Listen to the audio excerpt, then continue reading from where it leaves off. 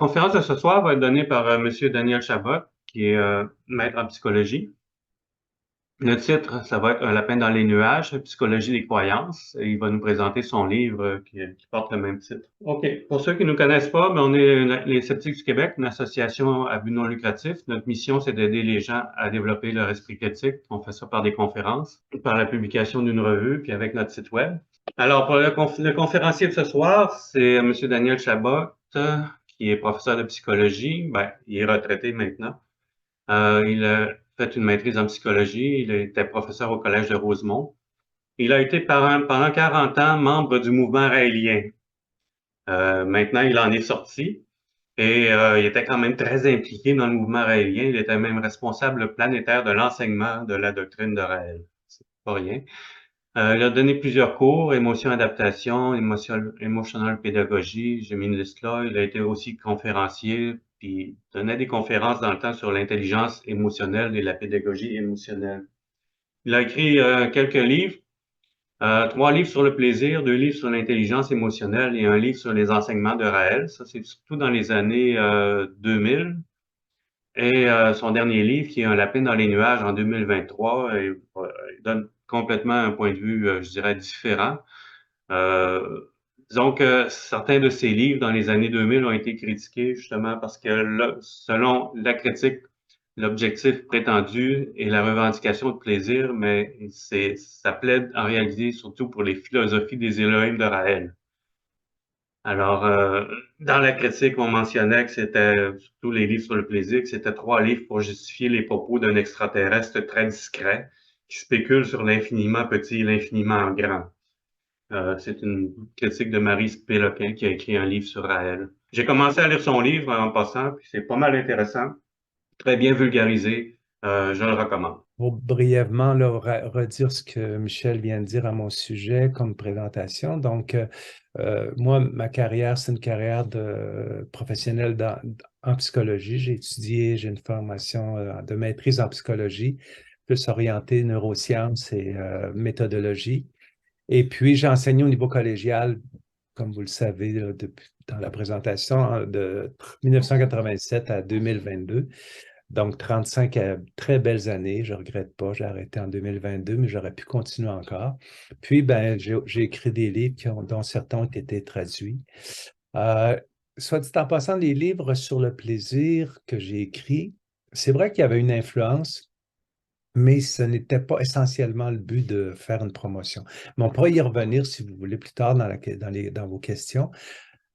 Donc, effectivement, c'est moi, il y a 37 ans, et vous, le beau jeune homme qui était là.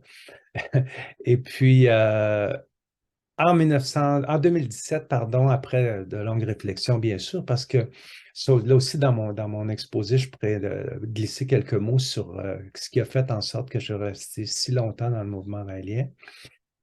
Mais disons que c'est ça. En 2017, j'ai quitté officiellement, puis j'ai complètement retourné la page, mais je me suis posé des questions. Évidemment, je m'en suis posé avant de quitter, puis je m'en suis reposé après, dont entre autres, pourquoi j'ai cru à tout cela. Je me suis beaucoup fait une introspection. Qu'est-ce qui fait que j'ai pu croire à ça? Qu'est-ce qui fait que ça a duré aussi longtemps? Puis pourquoi, de façon plus globale, pourquoi l'être humain est aussi croyant? Puis je ne vous cacherai pas qu'un des éléments déclencheurs de la généralisation de la question des questions que je me suis posées, ça a été beaucoup déclenché pendant la pandémie. Lorsque, comme vous le savez, les théories de toutes sortes sont parties dans tous les sens, dans toutes les directions, avec des conséquences quand même. Si c'était juste croire, c'est une chose, j'ai rien contre. Mais à partir du moment où ça a une incidence sur des choix personnels, des choix qui vont avoir une incidence sur autrui, là, ça m'a interpellé beaucoup, beaucoup de pseudosciences et ainsi de suite. Donc, ça m'a amené à l'écriture, à la recherche d'abord et avant tout. J'ai cherché dans la littérature, évidemment, parce que je me suis retourné vers ma formation en sciences, puis comment on fait une recherche sur des questions comme ça. Oui, je peux me faire une introspection, ça je l'ai fait, mais aussi pourquoi l'être humain est-il croyant? Alors là, je suis allé fouiller dans la littérature sur la psychologie qui touche les croyances et vous cacherai pas non plus qu'il y a beaucoup, vous allez le voir dans ma présentation, de travaux qui ont porté sur les théories conspirationnistes. Puis on va comprendre que les mécanismes de la psychologie des croyances sont à peu près les mêmes partout. Il y a comme une espèce de mécanisme, je dirais presque universel, c'est-à-dire toutes les croyances vont rencontrer un certain nombre de mécanismes psychologiques derrière qui vont, qu'elles soient religieuses, conspirationnistes ou pseudo-scientifiques, il y a des éléments, des dominateurs communs que je vais vous exposer ce soir. Alors, euh, pourquoi on croit? Ben, il y a évidemment les croyances, depuis que l'humanité existe, non seulement les croyances ont toujours existé, mais elles ont existé sur une multitude de formes, avec toujours un espèce de point similaire, c'est-à-dire la conviction. La conviction de ceux qui croient, j'en sais quelque chose, euh, c'est qu'on pense avoir trouvé la réponse ou les réponses. Alors, euh, l'un des objectifs, l'un des besoins de l'être humain, c'est de trouver un sens. C'est donner un sens à... Pas juste, on dit souvent, toutes les religions, tout ce qui touche le religieux, c'est pour donner un sens à sa vie personnelle. J'en conviens, mais c'est aussi pour trouver des réponses devant la multitude de facteurs inconnus, des incertitudes, puis des mystères face auxquels on est confronté. Eh bien, c'est un peu pour ça aussi qu'on veut des réponses, et les réponses visent à donner du sens à ce qui nous apparaît difficile à expliquer. Alors, il y a deux processus cognitifs, là je vais rentrer un petit peu plus dans le volet psychologique, qui vont rentrer en jeu. Le premier, c'est le système 1 qu'on appelle, qui est le système dont le mode de pensée est intuitif. Très rapide, heuristique, émotionnel, qui est fondé sur des informations très, très sommaires. Alors, le but, on va le voir tantôt, je vais vous donner un exemple ou deux, mais et d'ailleurs, soit dit en passant, le mode de pensée intuitif ou l'intuition dans le monde religieux ou dans le monde des croyances occupe une place très importante. Beaucoup de gens disent, ah, moi, je sens que, j'ai le feeling que, j'ai l'intuition que c'est ça qui est vrai et non ça. Par exemple, on l'a entendu beaucoup durant la COVID, justement, où les gens disaient, ah non, moi, j'ai le sentiment que c'est pas recommandé de prendre d'avoir le vaccin ou ainsi de suite. Puis, ils ont basé leur décision beaucoup sur des croyances pseudo-scientifiques, mais aussi très intuitives de leur point de vue. Et l'autre système, c'est un système beaucoup plus lent, mais qui va plus en profondeur, c'est le système de la pensée analytique rationnelle, qui, elle, implique une quête d'informations, une évaluation de ces informations-là, même une confrontation des informations avec d'autres informations qui pourraient être contradictoires. Ce système-là est très fastidieux. Beaucoup de gens, je pense que d'ailleurs, avec ce que Michel a présenté, puis quand je regardais un petit peu, j'ai parcouru les travaux des sceptiques du Québec, que je connaissais il y a longtemps aussi, mais que j'ai revisité récemment. Puis, développer la pensée critique, ben, c'est plus opter pour le système 2 que le système 1. On ne peut pas l'exclure, le système 1, mais disons que c'est le deuxième qui est celui qui va nous conduire vers une pensée critique. Ceci dit, là, j'espère que vous allez entendre ce que je vais vous montrer. Pour donner une illustration du système 1, on fait une balade en forêt. Vous marchez, vous êtes tout seul, et puis vous entendez un bruit. Je ne sais pas si vous l'avez entendu, le bruit d'un fauve, en tout cas, qui pourrait ressembler à ça. Et là, rapidement, bien, le cerveau, lui, avec une petite information très, très sommaire, vous marchez, vous entendez un rugissement, et puis là, ben, les images viennent, les émotions arrivent, et puis les comportements, souvent ça va être la fuite dans ce cas-ci, qui pourrait être le comportement, de façon très réflexe. Donc, c'est intuitif, c'est rapide, mais ça fait des erreurs. D'ailleurs, ce système 1 les systèmes 1 et 2 dont je viens de vous parler ressemblent beaucoup, pour ceux qui en ont entendu ou qui ont lu sur le sujet, au double cerveau décrit par Joseph Ledoux sur les émotions. Le circuit rapide, celui un peu semblable à ce que je décris ici, où ça passe par l'amygdale pour générer une réaction immédiate. Pas besoin de réfléchir, mieux vaut se tromper en se sauvant que de passer trop de temps à réfléchir puis de se faire attaquer ou de recevoir une branche sur la tête ou ainsi de suite. Donc, mais bien sûr, Le deuxième système que Ledoux avait décrit correspond au système 2 ici, c'est-à-dire toute l'analyse, la réflexion qui va venir examiner plus en détail ce qui s'est produit ou ce qui se produit autour de nous. Alors, pour revenir au système 1, le système intuitif heuristique, c'est sûr qu'il peut être vital parce que c'est mieux de sauver, mais si on pense qu'on a on a des raisons de croire qu'il y a un danger, que de ne pas le faire, puis d'être justement victime de quelque chose. Mais malheureusement, ou heureusement, ça dépend comment on le voit, le système 1 commet beaucoup d'erreurs parce qu'il est fondé sur très, très peu d'informations. Il fonctionne à une vitesse très rapide, très réflexe. Il a son rôle à jouer dans notre vie. D'ailleurs, un chercheur sur les croyances, un chercheur suisse qui s'appelle Pascal Weber-Hegel a dit ben, nous sommes les descendants des gens qui ont utilisé beaucoup leur système 1 à l'époque, il y a longtemps, parce que c'est ça qui leur a peut-être sauvé la vie devant des situations hostiles et dangereuses. Et puis, ben, alors que d'autres qui réagissaient pas ont pu être justement victimes de toutes sortes de situations.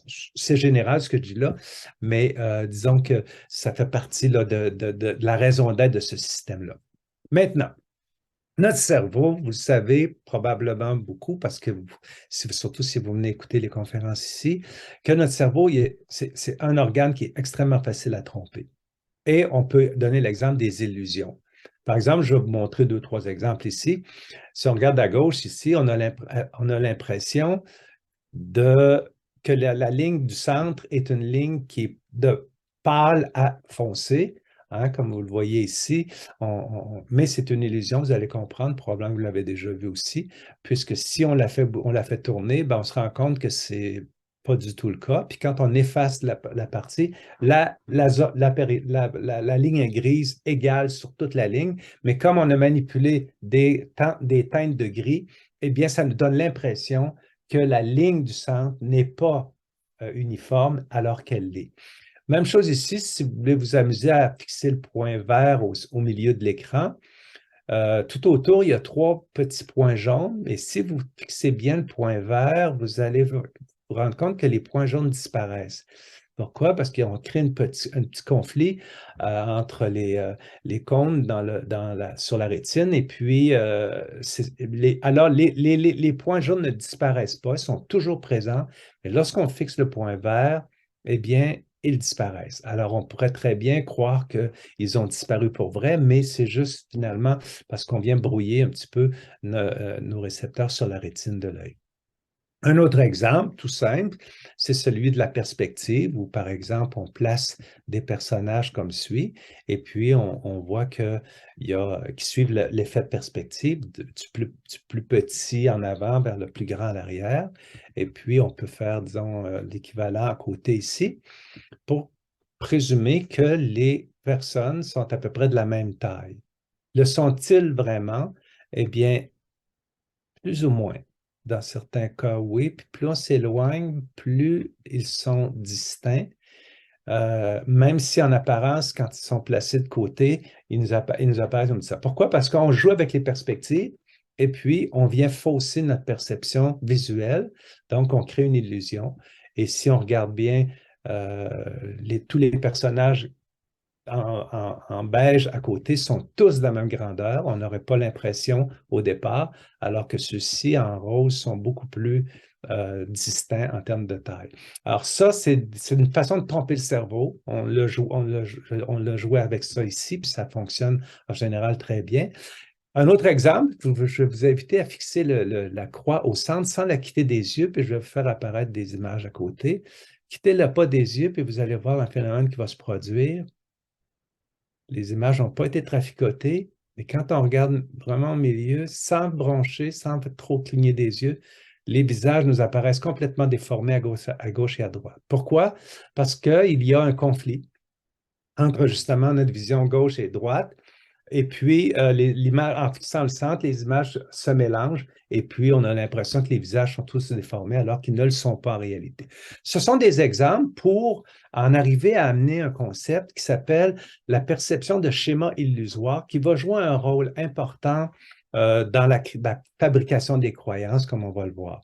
Alors, qu'est-ce que c'est que la perception de schéma illusoire? C'est lorsqu'on est devant des situations un peu ambiguës où on perçoit des liens cohérents et significatifs alors qu'il n'y en a pas.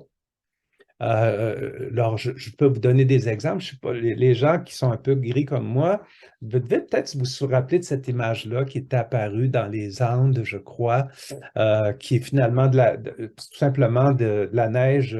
C'est pris par avion, si je ne me trompe pas. Et puis, c'est de la neige et des portions de terre. Et puis, les gens ont vu l'image du Christ. On peut voir des images dans les nuages aussi, d'où le titre de mon livre, Un lapin dans les nuages. J'aurais pu l'appeler Léonard da Vinci dans les nuages. Et puis ici, je ne sais pas si vous reconnaissez quelque chose. Il y a des animaux, mais quand on recule, on prend, ou on plisse un peu des yeux, on peut reconnaître un grand joueur de foot qui s'appelle Messi.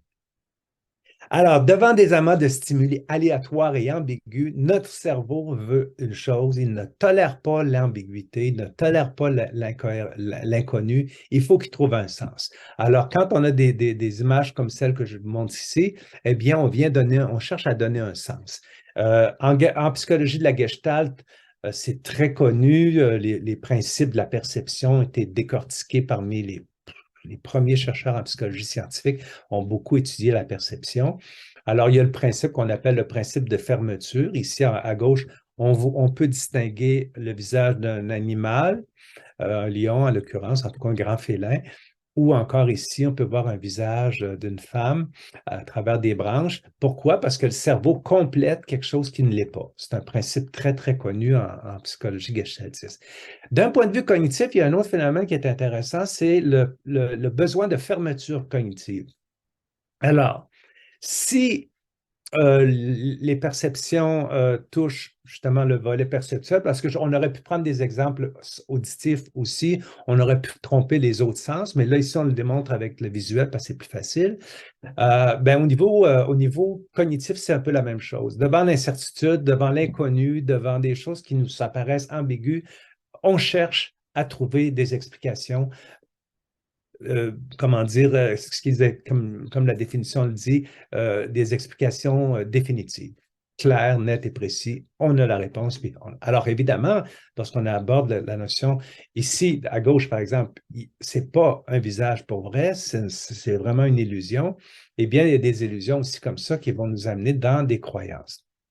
Alors, vous vous rappelez, vous avez sans doute déjà vu ça aussi, le schéma de perception illusoire, ben, c'est ce qui nous fait voir des images, des formes à travers les images. Je crois que ça a été pris sur Mars il y a très longtemps. D'ailleurs, j'ai vu tantôt, en faisant une petite recherche sur Internet, que le visage commence à rider et puis est en train de perdre son expression.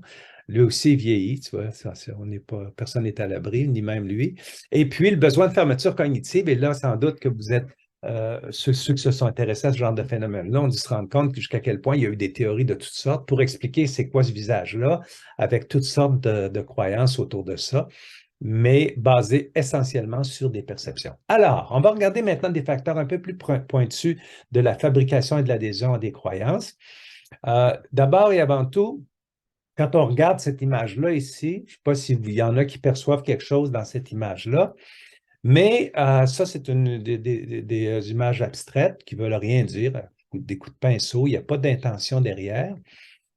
Et des chercheurs suédois se sont posé la question de savoir s'il y avait un lien entre les croyances et puis les perceptions de schémas illusoires. Illusory Pattern Perception. Donc, ils ont constaté qu'ils ont voulu vérifier une hypothèse, à savoir, est-ce que les croyances aux théories du complot puis aux phénomènes surnaturels sont liées à la perception de schémas illusoires? Alors, ils ont pris ces fameuses peintures, ils ont demandé à des gens de les regarder pour voir ensuite, avec des questionnaires, si les gens croyaient aussi plus facilement, avaient plus tendance à croire à des théories du complot. Et puis, effectivement, Ils ont constaté que la perception de schéma illusoire était corrélée avec, avec les croyances conspirationnistes, avec la fabrication des croyances, pas à 100%, bien sûr. Il n'y a pas de lien directement de cause à effet, mais c'est un phénomène qui est observé. Les individus qui perçoivent davantage de stimuli, de schémas illusoires, sont également plus susceptibles d'approuver les complots ou les croyances surnaturelles. Ça, c'est un constat qu'ils ont fait sur des échantillons d'individus à qui ils ont exposé les schémas illusoires à gauche, comme ceux qu'on voit à droite ici, et ils ont vérifié aussi des croyances en en leur soumettant des croyances complotistes, en leur demandant si pour eux, ça avait du sens ou non. Un autre exemple, par exemple, un autre mécanisme important qui a été identifié, c'est la sensation de manquer de contrôle en général. Quand on est devant l'inconnu, il y a souvent une sensation que les gens éprouvent, c'est-à-dire la sensation de ne pas avoir le contrôle sur la situation parce qu'on ne la connaît pas complètement. Alors, ils ont constaté, bien sûr, ils ont vérifié l'hypothèse suivante, à savoir, est-ce que le manque de contrôle, le sentiment de manquer de contrôle, a une incidence sur la perception illusoire de schéma ou de la perception de schéma illusoire? La réponse est oui. Le sentiment de manquer de contrôle a un effet, pour effet d'augmenter l'adhésion à des croyances conspirationnistes et, bien sûr, la perception de schéma illusoire et de croyances superstitieuses. Donc, ça, c'est un élément. Donc, la notion de contrôle, on va y revenir tantôt, mais c'est très important, le sentiment de contrôle dans nos vies. Quand vous savez comme moi, on ne peut pas tout contrôler, puis même, il y a pas mal plus de choses qu'on ne contrôle pas qu'il y en a qu'on contrôle. Et quand on ne prend pas un peu de recul, eh bien, on peut comprendre qu'il y a beaucoup de gens qui sont insécures vis-à-vis l'inconnu, vis-à-vis le sentiment qu'ils manquent de contrôle parce qu'ils ne connaissent pas les réponses. On l'a vu beaucoup, beaucoup avec justement la pandémie, à la COVID. Beaucoup de gens se sentaient désemparés parce qu'ils sentaient qu'il n'y avait plus de contrôle et là, ben, toutes les croyances étaient permises. Alors, deux autres expériences ont été faites ici avec l'hypothèse de la suivante, le besoin de fermeture cognitive, ça, je vous ai parlé tout à l'heure, motive à adhérer des croyances conspirationnistes qui proposent des explications à des événements où les explications officielles sont insuffisantes, en particulier lorsque les théories de complot prédominent. Et là, on l'a bien vu avec la pandémie. Rappelez-vous, au tout début, quand la pandémie à la COVID-19 ou coronavirus est apparu, c'était un peu comme marcher sur un tapis qu'on déroule. Les scientifiques, les médecins, le monde de la santé ne savaient pas, découvraient à mesure. Donc, très souvent, on entendait les scientifiques et les chercheurs dire, aujourd'hui, c'est ce qu'on a découvert, c'est ce qu'on connaît, mais demain, ça se peut que ça soit différent. Mais en attendant, mieux vaut prendre nos précautions que d'y aller comme ça sans faire attention. Alors, ils avaient beaucoup d'incertitudes. Il y avait beaucoup d'incertitudes chez les scientifiques parce qu'ils devaient découvrir plein de choses et il y avait encore plus de doutes et d'incertitudes chez la population puisque il y avait des contradictions qui étaient peut-être pas si évidentes que ça. Moi, sincèrement, j'ai vraiment suivi le phénomène en 2020 et il n'y avait pas tant de contradictions que ça entre les scientifiques. Il y en avait un par-ci, par-là qui ressortait. On pourrait tous en nommer un facilement ici. Mais, règle générale, il y avait beaucoup de convergence, il y avait beaucoup de consensus parmi la communauté scientifique. Mais, ça n'en prenait pas plus que quelques-uns qui soulevaient des questions, qui mettaient des doutes pour venir dire que finalement, les scientifiques ne s'entendent pas. Et là, ça ouvrait la porte immensément grande pour les complotistes. Alors, les chercheurs ont constaté dans le cadre de leur recherche que les personnes qui tolèrent mal l'incertitude puis qui ont un grand besoin de fermeture parce qu'ils se mesurent par des tests psychométriques, eh bien, ils adhèrent plus facilement aux croyances conspirationnistes pour expliquer des événements incertains et mystérieux. Un autre élément très intéressant, je pense, en tout cas, moi je l'ai trouvé fascinant, celui-là, quand je suis tombé dessus, c'est croire aux théories conspirationnistes. Et là, ce qu'ils ont fait, les chercheurs, c'est qu'ils ont vérifié l'hypothèse suivante. Est-ce que les personnes approuvent des théories de complot qui pourraient même être incompatibles entre elles ou contradictoires entre elles? Alors, ils ont soumis des sujets à deux expériences. La première disait que Lady Di était morte, elle a été assassinée, et d'autres disaient qu'elle avait simulé sa propre mort. Une autre expérience portait sur la mort de Ben Laden. Dans un premier temps, on disait au sujet de l'expérience, on leur montrait des documents disant qu'il était déjà mort au moment où les Américains ont attaqué au Pakistan, sa base. Et il y en a d'autres qui disaient qu'il était toujours vivant au moment de l'attaque. OK? Donc, on les soumet à des croyances conspirationnistes ou des informations, peu importe, qui sont contradictoires. Et là, on leur demande à quoi ils peuvent adhérer. Et les gens, ce qui ressort de cette expérience-là, c'est que c'est pas grave que ça se contredise. La pensée conspirationniste que vous avez probablement entendu décrire par Mme comment j'ai oublié son nom, de l'UNESCO, qui est venu là en décembre dernier, je pense. La pensée conspirationniste, c'est un mode de pensée très intuitif, comme on l'a vu, comme je l'ai un peu dit tout à l'heure, heuristique, qui est un mode de pensée qui veut pas nécessairement, qui n'est pas motivé par le besoin d'éclaircir les choses comme de soutenir beaucoup de croyances complotistes. En d'autres termes, c'est un mode de pensée, peu importe si ça se contredit un peu, l'idée c'est qu'il y a des complots et puis on y adhère plus facilement.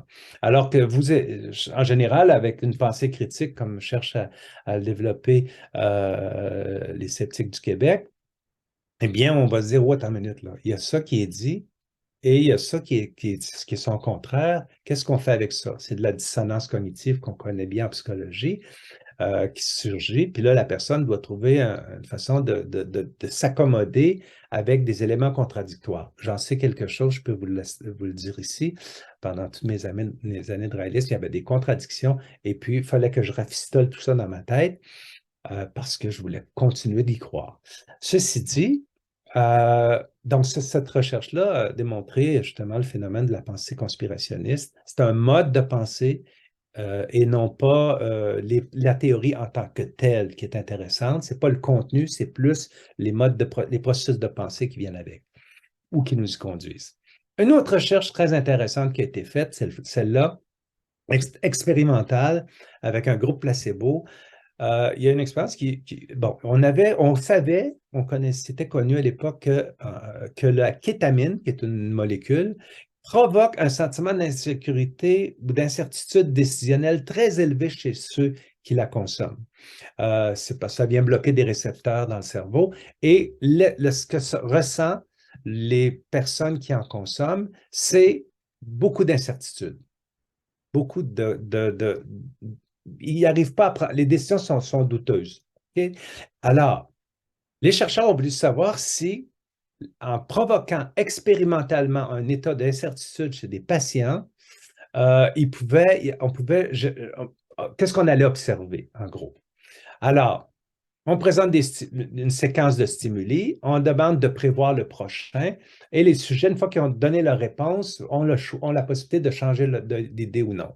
Alors, par exemple, si on leur présente ceci, regardez bien, je vais les remettre apparaître. Euh, alors, on voit des lignes dans des cercles, et là, l'idée, c'est de savoir s'il y en avait une cinquième, dans quelle direction il irait, vers le jaune ou vers le bleu. Le sujet, par exemple, dirait, bon, ben, la prochaine, je pense qu'elle va s'en aller dans le bleu. On leur donne la possibilité de changer d'idée. Êtes-vous sûr que vous avez pris la bonne décision? La réponse, souvent, c'était soit on change d'idée, soit on ne change pas d'idée, mais les sujets sous kétamine ne changent pas d'idée. Ils prennent des décisions extrêmement rapides et prématurées et une fois qu'ils l'ont, ils maintiennent leur opinion, ils maintiennent leur décision, même si on leur montre des éléments qui pourraient venir les heurter ou contredire leur point de vue. Alors, on serait on serait porté à croire ou à penser que des gens qui prennent des décisions rapides, c'est parce qu'ils sont confiants en eux. Eh bien, les chercheurs ont démontré que ce n'était pas le cas. Ils ont des biais Et puis, ces biais-là, c'est lié justement à l'incertitude. Puis l'incertitude amène la prise de décision rapide. Pourquoi? Pour atténuer la sensation désagréable qui se manifeste au moment de l'incertitude. Alors, l'équipe de Salvador dit le type de biais reproché aux réseaux sociaux qui propose aux utilisateurs une sélection d'informations en fonction de leurs croyances. Les fameux algorithmes qu'on connaît maintenant avec vous l'avez vu, hein, si vous allez sur Internet chercher, je ne sais pas, moi, pour vous acheter une paire de souliers, après ça, vous allez sur vos réseaux sociaux, Facebook, ben, vous allez voir qu'on va vous en offrir un paquet. Pourquoi? Parce que les algorithmes détectent vos intérêts. Ben, c'est la même chose au niveau des contenus, au niveau des croyances. Les gens qui vont consulter davantage, qui vont avoir tendance à consulter certains sites complotistes, ben, ils vont se mettre à recevoir plein d'informations sur leur page, sur leurs réseaux sociaux. Alors, c'est ce qui est déploré par les chercheurs parce que l'idée étant ici, sous-kétamine versus placebo, j'insiste là-dessus, les gens vont sous-kétamine éprouver de grands sentiments d'incertitude, mais vont prendre des décisions très rapides. Et puis, après ça, ils n'en démordent pas. Ils vont aller tout chercher des informations qui vont confirmer leur choix, même si on leur démontre qu'il est invalide. OK, plusieurs facteurs motivent l'adhésion à des croyances diverses et il y a une multitude d'incertitudes dans nos vies, comme je le disais tantôt. Il y a plein de choses qu'on est dans l'univers qu'on ne peut pas encore expliquer. Et pour certains, ça crée des angoisses. Alors, c'est ce qu'on appelle notamment les questions existentielles, qui sont toujours les mêmes depuis l'histoire de l'homme, et qui enclenchent des motivations existentielles, à savoir trouver des réponses à ces questions sur la mort, sur pourquoi la vie existe, pourquoi ces phénomènes se produisent. Alors, cette incertitude-là, qui a été on a grandi avec, hein, surtout dans nos religions, où on nous disait, voici les mystères de Dieu, puis que lui qui le sait, puis nous, ben, on va vous guider là-dedans. Alors, ça va exacerber le besoin justement de fabriquer et d'adhérer à des croyances destinées à atténuer l'inconfort provoqué par l'incertitude. Toujours même un peu le phénomène que je répète là, depuis tantôt. Et la motivation, ben, c'est de s'en satisfaire au bénéfice du confort illusoire qu'elles apportent. À partir du moment où on a réponse, on se sent un petit peu moins angoissé et ça nous convient. Et surtout, venez pas toucher à ça. OK, alors, un autre concept très intéressant qui a été publié dans la littérature, c'est le concept de contrôle compensatoire. On est devant des mystères, on est devant des informations qui nous manquent pour comprendre l'univers, comprendre la vie, comprendre l'après, la vie, etc. Donc, l'être humain est angoissé par ça. Et il y a un mécanisme psychologique qui s'appelle le contrôle compensatoire. C'est quoi? Bon, alors on a des sentiments qui sont désagréables, comme je viens de dire. Et puis, les chercheurs ont observé qu'il y avait une augmentation de comportement chez les gens qui avaient des grands sentiments d'insécurité, des comportements compensatoires, comme percevoir de l'ordre dans le chaos, perception de pattern illusoire dont j'ai parlé tout à l'heure, défendre les institutions sociopolitiques ou marginales qui vous donnent l'impression, l'illusion d'avoir du contrôle, ou d'adopter des croyances en des puissances interventionnistes, divines, surnaturelles, superstitions, conspirations, extraterrestres, pour expliquer des phénomènes inconnus, auxquels on n'a pas encore en tout cas de réponse. Donc, le contrôle compensatoire, son but, c'est d'abord et avant tout d'apaiser l'inconfort provoqué par les mystères et non de trouver des réponses véridiques. C'est vraiment important comme nuance. La théorie du contrôle compensatoire nous indique que l'objectif de ceux qui sont mal à l'aise, ce n'est pas tellement de trouver la vérité, comme de trouver une façon d'apaiser leur inconfort, leur angoisse existentielle. Je continue avec toujours la compensation à l'incertitude, toujours en lien avec la théorie du contrôle compensatoire. Le manque de contrôle et non la menace, ça c'est des chercheurs qui ont avancé ça, et donc la menace en elle-même enclenche plus le processus de contrôle compensatoire, puis ça aide les gens à faire face à l'anxiété, un peu comme je viens de l'expliquer précédemment. Donc, les chercheurs ont appuyé ça par des recherches empiriques. La manifestation de contrôle compensatoire conduit à une plus grande variété de croyances, à une plus grande adhésion à des croyances et des phénomènes. Les tabous, les préjugés, les rituels idiosyncratiques des athlètes professionnels, comme par exemple des rituels sociaux autour des mariages, des remises de diplômes, des funérailles, tout ça, c'est comment dire, ça suppose en amont la manifestation des contrôles compensatoires par toutes sortes de méthodes. Pourquoi l'athlète de haut niveau, comme à l'époque, vous connaissez, on a tous connu probablement Patrick Roy, pourquoi il ne marchait jamais ses lignes? Pourquoi il ne fallait pas qu'il il touchait ses poteaux, etc. Pourquoi? Ben parce que lui avait c'était un rituel idiosyncratique qui le rassurait. Parce qu'il ne savait pas trop à quoi s'attendre. C'est normal, même si c'est un professionnel. Comment ça va se passer le match aujourd'hui? Il y avait probablement son niveau d'anxiété qui passait comme ça. Puis il y a plein d'athlètes qui font des choses comme ça. Il y a plein de gens qui vont avoir des rituels dans leur vie. Et les rituels, c'est bien connu, surtout en psychopathologie. Ça vient un petit peu rassurer, en tout cas, minimiser les angoisses des individus. Ça ne fonctionne pas, mais ce n'est pas important. L'important, ça ne fonctionne pas dans les faits, mais ça donne l'impression de fonctionner, puis c'est suffisant chez les gens qui s'y adonnent.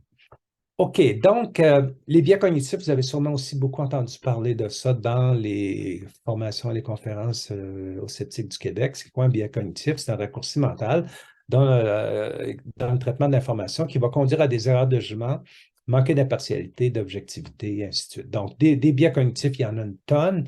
Vous avez peut-être déjà vu ce codex, il y en a, je ne sais plus combien, sur différents aspects, mais dans la fabrication et l'adhésion des croyances, les biais cognitifs vont rentrer en ligne de compte. J'en ai identifié un certain nombre dans la littérature. Alors, des biais cognitifs, il y en a plusieurs, il y en a des centaines, mais il y en a certains qui ont été identifiés. Biais d'autorité, hein, on attribue plus de crédibilité à une opinion ou une information émise par une autorité. Deuxièmement, le biais de causalité, où on confond corrélation et causalité, où on voit dans des situations où il y a des coïncidences, eh bien, on a l'impression que si ça coïncide de façon purement aléatoire, ben, il y a des liens, on fait automatiquement des liens. Les biais de répétition, plus on entend une information, plus elle devient vraie, ce qu'on appelle l'effet de vérité illusoire. On l'a entendu souvent, donc on commence à y croire sans même s'en rendre compte. Les biais d'intentionnalité, ça c'est important aussi, surtout dans la fabrication des croyances complotistes. On présume que rien ne se produit par hasard, puis que tout ce qui arrive, ben, il arrive parce qu'il y a une intention derrière qui a amené, qui a un acte volontaire. Ah, il n'y a pas de mon mot volontaire, je m'excuse. Et puis, qui est source d'événements inexpliqués, lié à des forces intentionnelles, des forces interventionnelles aussi, et invisibles qui seraient derrière. Donc, ça, c'est un biais qui est très important. Je vais vous donner un petit exemple tout cocasse. Ah oui, puis le biais de confirmation, comme on l'a dit tantôt avec la kétamine, ils l'ont constaté chez les gens qui avaient consommé la molécule, qui vont avoir plus tendance à aller chercher de l'information qui va confirmer ce qu'ils croient et non pas l'information qui pourrait la contredire. Ça, c'est très fréquent. Et j'en parle en toute connaissance de cause parce que quand on croit, on n'aime pas trop se faire secouer dans nos croyances, alors on évite. Ceci dit, un exemple, quelqu'un qui cherche sur son ordinateur, un exemple avec les biais de confirmation, enfin différents biais. Alors, le virus a été créé en laboratoire en Chine, ça c'est un biais d'intentionnalité. Un exemple de biais d'intentionnalité. Un scientifique dit que les vaccins provoquent l'autisme, biais d'autorité. Ah, c'est un scientifique qui l'a dit, donc ça doit être vrai, surtout s'il a gagné un prix Nobel. Puis il y a aussi un peu un biais de causalité là-dedans parce que c'est la cause des problèmes d'autisme provoqués par le vaccin. Donc, on fait une relation de causalité. Ensuite de ça, le Big Pharma qui a inventé les pandémies pour vendre leurs produits, leurs pilules. Donc, biais d'intentionnalité encore. Hein. On est dans la COVID ici, vous avez compris. Et puis, des milliers de jeunes athlètes sont morts suite à des vaccinations. Donc, c'est un biais, encore une fois, de causalité, la cause étant liée à l'administration des vaccins. Et puis là, je le savais, biais de confirmation. Ça, c'est très fréquent. C'est un peu une petite caricature que je vous montre ici, mais qui présente des exemples rigolos là, de la manifestation de ces biais-là qui sont extrêmement présents. Et je vous le dis tout de suite, on en a tous. C'est très, très difficile de s'en départir, mais une fois qu'on le sait, ben, on essaie de faire attention. OK, motifs sociaux et traits de personnalité. Je vais passer encore un petit peu de temps sur les motifs sociaux et psychologiques. Alors, l'être humain, vous savez comme moi, il y a beaucoup de paradoxes chez l'être humain. Et l'un de ceux-là, c'est que dans le côté, l'être humain est grégaire, c'est-à-dire on appartient à des groupes. Et puis, pour appartenir à un groupe, ben souvent, on va chercher des ressemblances, des points communs avec les individus, donc l'endogroupe. Et puis, par, par, par ailleurs, il y a le biais de dépendance normative, c'est ce besoin d'être aimé, d'être approuvé, d'avoir un groupe d'affiliation, d'être accepté dans ce groupe-là, de partager des normes et des valeurs avec le groupe et des croyances. Donc, ça, c'est un mécanisme qui est là parce que l'humain a besoin d'être et grégaire. C'est comme la meilleure façon de le dire. Et pour pouvoir adhérer justement au groupe, ben, il faut partager des points avec ce groupe-là. Donc, on va avoir tendance à être soumis à cette dépendance normative. Puis, dans le paradoxe, il y a aussi l'inverse, c'est-à-dire, malgré la dépendance normative, l'être humain éprouve le besoin de se distinguer des autres. Ça s'appelle le besoin d'unicité, besoin qui correspond au besoin de se démarquer, de se sentir unique, d'être anticonformiste, d'éprouver un sentiment d'indépendance face aux autres.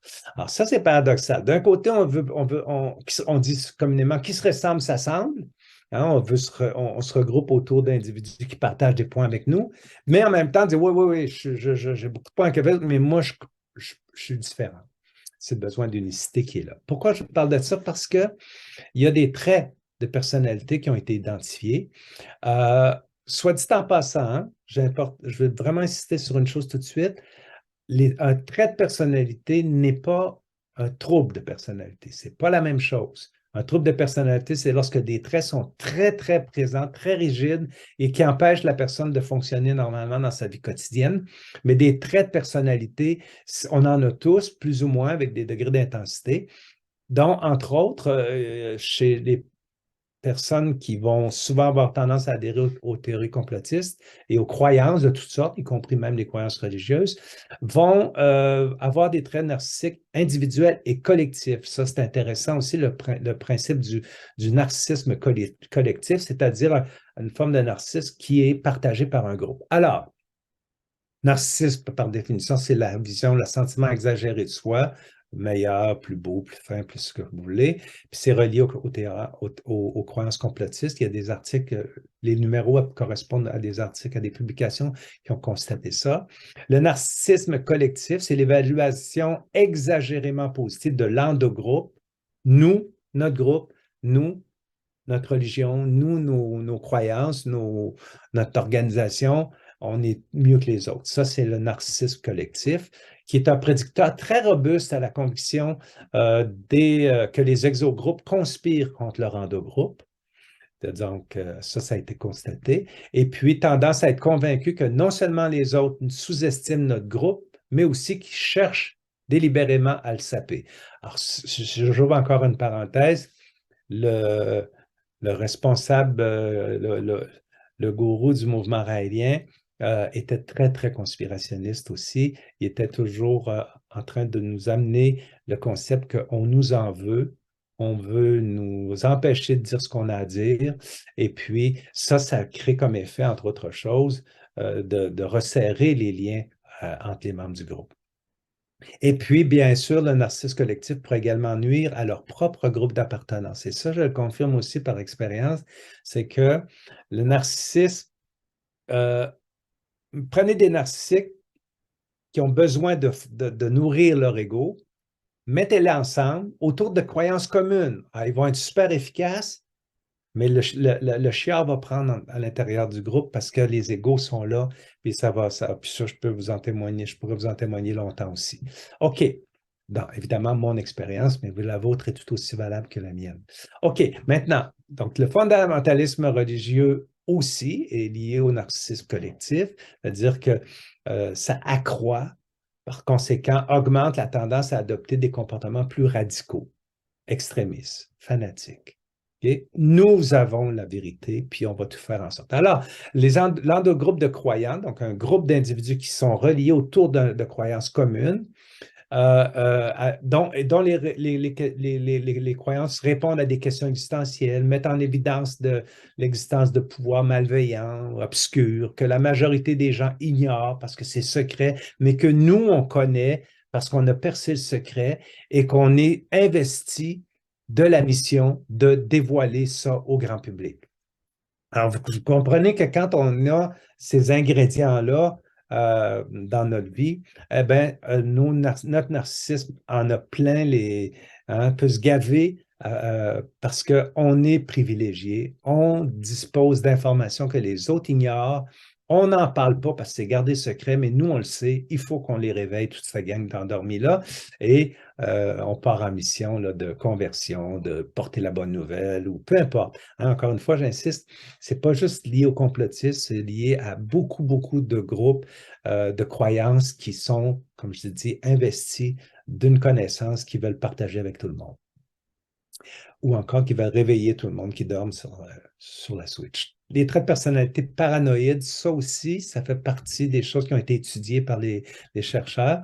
Alors, je vous cite à titre d'exemple des références ici, où personnalité paranoïde et pensée conspirationniste sont des facteurs de risque ils ont des facteurs de risque en commun, c'est-à-dire la victimisation, l'isolement social, le sentiment d'être un petit peu soumis à des regards malveillants. Et puis, ils ont beaucoup de caractéristiques similaires aussi, c'est-à-dire la tendance à attribuer des intentions malveillantes, le fameux biais d'intentionnalité de tantôt, à des agents externes. Donc ça, c'est une étude qui a observé ça. Une autre qui va nous montrer que les théories conspirationnistes sont des représentations dites quasi-religieuses. C'est là que je vous disais, il y a un lien commun entre les deux. Il est beau le chaton sur la planète Terre dans la galaxie de M. Coulomb, très beau. Ceci dit, donc les théories conspirationnistes, c'est des représentations quasi-religieuses sur le fond, sur la forme et les fonctions similaires à celles qu'on retrouve dans les croyances religieuses institutionnalisées, c'est-à-dire d'amener un sentiment de sécurité. Dernière chose, les traits de personnalité paranoïdes vérifient la pensée. Donc, les chercheurs voulaient vérifier le lien entre la pensée paranoïde et les croyances aux théories du complot. Un petit peu, ça répète un peu ce qui a été fait tantôt, mais il y a une petite nuance qui va avoir été apportée ici. Les deux supposent l'existence d'intentions négatives, le biais d'intentionnalité, mais négative, donc menées par des pouvoirs obscurs et ainsi de suite. Les théories du complot sont plus spécifiques sur l'identité de certains groupes, alors, et certaines puissances. Hein, c'est ça la nuance qui s'en vient, là. C'est que les théories complotistes sont plus orientées sur l'identification de certains groupes et les intentions négatives qui visent la société dans son ensemble. Okay? Il y a des complots dans la société et qui touchent tout le monde, mais nous, on a identifié d'où ça vient. Par ailleurs, la paranoïa, là, on aborde même légèrement plus le volet psychopathologique, mais quand même la pensée paranoïaque, elle voit des intentions généralisées qui pourraient venir de partout, mais qui visent l'individu qui en est victime. Alors, ce que ça veut dire ici, c'est que c'est là que les chercheurs ont amené une nuance, mais néanmoins, ils ont quand même constaté que les deux avaient des liens entre eux. Je ne sais pas si vous m'avez bien compris. Donc, il y a une pensée paranoïde, un mode de pensée paranoïde chez les personnes qui ont tendance à adhérer aux théories de complot, par exemple, mais il y a quand même des nuances à apporter. Les complotistes voient des groupes spécifiques. Les personnes qui souffrent de paranoïa plus avancée, ont tendance à avoir des complots partout ou de la malveillance partout. Dans un cas, elle est orientée vers tout le monde, les théories du complot. Dans l'autre, elle est orientée sur soi. C'est pour ça que le paranoïaque pathologique est vraiment mal parce qu'il pense que tout le monde est en veut autour et que c'est très, très, très, très angoissant pour lui. Dernière chose que je pense, j'arrive à la fin dans quelques instants, C'est un chapitre de mon livre aussi qui est intitulé L'engrenage ou la cascade de l'engagement. Ça vient, entre autres choses, je vais vous relater juste l'exemple de l'effet Concorde. L'effet Concorde, c'est quoi? Il y avait des chercheurs, des ingénieurs qui disaient depuis le tout début euh, que le Concorde, ce ne serait jamais rentable, pour toutes sortes de raisons. Mais les investisseurs se sont acharnés jusqu'à temps qu'il arrive l'accident, bien sûr, mais aussi, ils ont investi et il s'est perdu des milliards et des milliards de dollars là-dedans, même s'il y avait plusieurs indicateurs qui leur disaient on se plante avec ça parce que ça ne sera pas rentable. On ne pourra pas rentabiliser ça. Pourquoi l'effet Concorde? Je vous en parle. Ben, c'est simplement parce que c'est un exemple qui est intéressant, mais le point principal ici, c'est celui-ci, c'est que ce que Barry Starr a nommé l'escalade de l'engagement, c'est quoi? C'est lorsque, par exemple, un individu ou un groupe est confronté, hein, ils ont un projet commun, mais ils sont confrontés à de plus en plus d'informations négatives ou de résultats qui ne fonctionnent pas ou d'indicateurs que leur projet ou leur truc, il ne va pas vers un succès, mais ils continuent malgré tout. Et plus ils investissent, plus ils s'embourbent dans l'engrenage de l'engagement, que ce soit du temps, de l'argent, des convictions, une grosse énergie. Plus on en met, ben, plus c'est difficile de reculer. Et puis, donc, plus les gens vont avoir tendance à persister envers et contre tout dans la même direction, puis plus ils vont s'acharner à maintenir des comportements irrationnels basés sur des décisions qui ont été prises parfois il y a très longtemps. Le lien entre l'effet Concorde ou l'escalade de l'engagement qui a été étudié beaucoup par les chercheurs au niveau des investisseurs, hein, les gens qui investissent de l'argent dans des projets, c'est voué à un échec, ça ne marchera pas.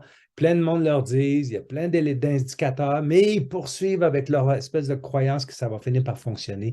Bien, le même mécanisme, je peux vous le dire, je peux vous en témoigner, se manifeste en lien avec les croyances, qu'elles soient complotistes, qu'elles soient religieuses, qu'elles soient de toutes sortes. Plus on s'engage, c'est ce qu'on appelle l'engrenage de l'engagement. Et j'en sais quelque chose parce que je me suis beaucoup engagé. Michel l'a dit au début dans la présentation, j'ai assumé beaucoup de responsabilités dans le mouvement raélien et puis du temps, puis de l'argent, puis ma vie tournait beaucoup autour de ça, même si professionnellement, heureusement pour moi, je trouve que j'étais chanceux d'une certaine façon, puis d'avoir une profession qui m'a permis de retomber vite sur mes pieds.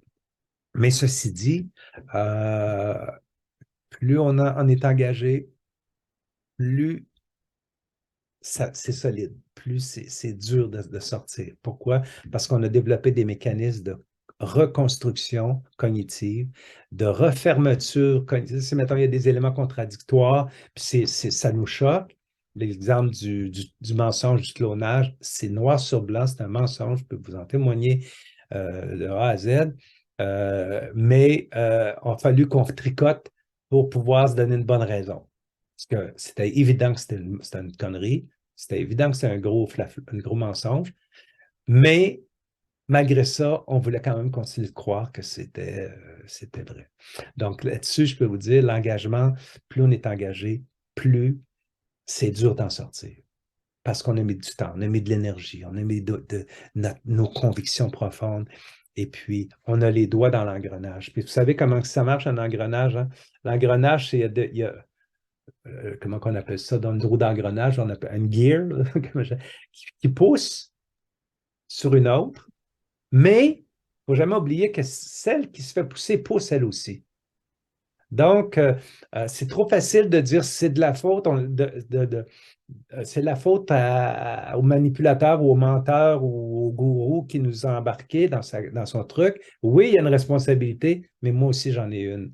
Celle de non seulement avoir été poussé dans l'engrenage, mais aussi d'avoir participé à l'engrenage, d'avoir fourni une énergie, mon énergie, pour maintenir la conviction en activité. Et puis, ben, c'est ça. C'est ce qui fait qu'à un moment donné, pour certaines personnes dont j'en suis, ont un choc suffisant, un cumul de chocs, on en finit, puis on décide que c'est assez, ça suffit. Et voilà. Et c'est ce qui m'a amené jusqu'à vous aujourd'hui. et l'écriture de mon livre, la recherche de la littérature scientifique. Alors, des gens pourraient dire, mais Daniel, as-tu quelque chose contre les croyances? Ma réponse, c'est non. J'ai rien contre les croyances en tant que telles, mais je mets en garde et je dénonce l'institutionnalisation des croyances et l'instrumentalisation des croyances, qui est un autre phénomène. Alors, on peut croire, on peut croire à tout ce qu'on veut, ça ne me dérange pas. C'est un droit fondamental, puis je l'ai toujours défendu, puis je vais continuer de le faire. Cependant, je vais dénoncer l'institutionnalisation des croyances parce qu'il y a quelque chose de malsain. Et puis surtout quand ça devient instrumentalisé pour justifier toutes sortes de choses, comme on a pu le voir avec la COVID, mais comme on peut le voir aussi dans des groupes extrémistes qui non seulement croient, parfait, croyez ce que vous voulez, je m'en fous, mais qui sont organisés dans un sens où leurs gestes ne sont pas insignifiants. C'est pas vrai. Alors, mes chers amis, je vous remercie beaucoup de votre écoute. Merci. Merci beaucoup pour la conférence. Je voudrais juste peut-être faire un petit commentaire avant de poser ma première question. Euh, Daniel, quand tu parles de l'effet Concorde, des fois je me demande, pour certaines personnes qui analysent ça après coup, on peut avoir une espèce de rationalisation après les faits. On peut avoir des gens qui vont dire oui, mais on le voyait ça, puis mais c'est juste après coup quand la personne s'est vraiment plantée que là on peut dire oui, ben c'était peut-être un effet concorde, mais il peut y avoir une rationalisation après les faits aussi qui se fait par ceux qui analysent ça après coup. Je ne sais pas si tu veux commenter là-dessus. Je ne suis pas sûr de saisir, Michel, désolé. Euh, Ceux qui rationalisent après coup, ceux qui ont quitté la croyance, par exemple? Mettons la Oui. recherche pharmaceutique. Prenons un exemple de recherche pharmaceutique. On a un target, on a un enzyme qu'on veut bloquer. Puis là, ben, on travaille dessus, puis on a plein d'échecs. Surtout à la recherche pharmaceutique, il y a toujours plein d'échecs. Et puis on se dit, ben, à un moment donné, oui, ça va marcher, à un moment donné, ça va marcher, puis on continue, on continue, on continue. C'est vraiment juste à la fin, quand on arrête, OK, que là, ben, oups, il y en a qui vont dire, oui, mais on te l'avait dit avant. Fait que c'est une fois que c'est arrêté, une fois que ça marche vraiment pas, que là, il y a une rationalisation après les faits qui peut se faire. Puis là, on va dire oui, mais c'est un effet concorde, alors que peut-être que ça ne l'était pas. Hmm. Ouais. Donc, je trouve ça bizarre un Ouais. petit peu cet effet-là. Ouais, mais tu sais, oui, je ne sais pas trop quoi dire à ça, mais, Michel, mais si on prend l'exemple du pharmaceutique, euh, d'ailleurs, ils ont le dos large, là, l'industrie pharmaceutique, sur toutes sortes de choses. Et puis, mais la chose, c'est vraiment la démarche, hein. Et je ne doute pas que ça existe dans tous les domaines, tous les secteurs, de s'enfoncer justement dans l'effet, dans l'engrenage de l'engagement, puis c'est très, très dur d'arrêter. On le voit juste dans des conversations entre amis, des fois. On est autour d'une table, puis on jase, puis là, on commence à se confronter à des points de vue différents. Puis là, tout à coup, l'autre, il va nous sortir un truc qui est intéressant, mais on va quand même continuer de s'acharner à défendre notre croyance ou notre opinion, notre conviction, malgré le fait que l'argument qui vient de nous être servi est drôlement brillant, là, tu vois. Mais en tout cas, là, c'est un peu ça là, que j'ai comme réaction spontanément, mais en tout cas, je vais y réfléchir, Michel. Hmm. Oui, c'est parce que des fois aussi, ça peut arriver qu'on investit, puis il y a des cas où c'est que ça marche. Ah oui. Et d'ailleurs, Michel, ça me fait penser que dans la littérature, justement, il y avait les gens veulent être on appelle ça l'effet du héros. C'est celui qui s'est battu contre vents et marées jusqu'au bout. Personne autour de lui y croyait, mais il a gagné, tu vois. C'est Rocky Balboa, là. Tu sais, il a tout était contre lui, mais il s'est tellement battu qu'il a fini par gagner. Puis là, ça devient un héros extraordinaire parce qu'il est allé à l'encontre de toutes les contradictions qui étaient autour de lui, puis il a démontré qu'il avait eu raison. Et ça, ben, c'est très rare, mais ça prend une ampleur aussi chez ceux qui poursuivent leur point de vue, leurs rêves ou leurs idéaux ou leurs croyances en se disant un jour, puis d'ailleurs dans le mouvement réel, c'était comme ça beaucoup, c'est encore comme ça, un jour vous allez voir, on avait raison. Puis vous allez n'avoir qu'à nous le dire une fois rendu là. Une question de Claude Coulomb. Bonjour, M. Claude. Oui, en fait, ben d'abord, merci Daniel. Puis félicitations d'avoir réussi de sortir de vos propres griffes. Parce que tu disais, oui, Raël est responsable en partie, puis ça, j'en conviens parce que c'est quelqu'un qui a su trouver des arguments, puis se faire une image et tout. Mais c'est beaucoup la personne qui s'engage là-dedans, puis qui s'enfonce là, dans ses convictions, puis dans son déni de la réalité, puis dans l'effet de groupe. Hein. Tu parlais de l'effet de groupe aussi. Mais Mm. écoute, il faut être fait fort parce que tu aurais bien pu mourir raélien, là, en guillemets. Passez proche. Ouais, c'est ça. Donc, puis tu sais que moi, j'ai mis dans les commentaires que les gens ne veulent pas regarder. Sinon, ben, je voulais savoir, est-ce qu'il y a encore beaucoup de membres dans les. Je sais qu'il est rendu au Japon, notre ami Raël.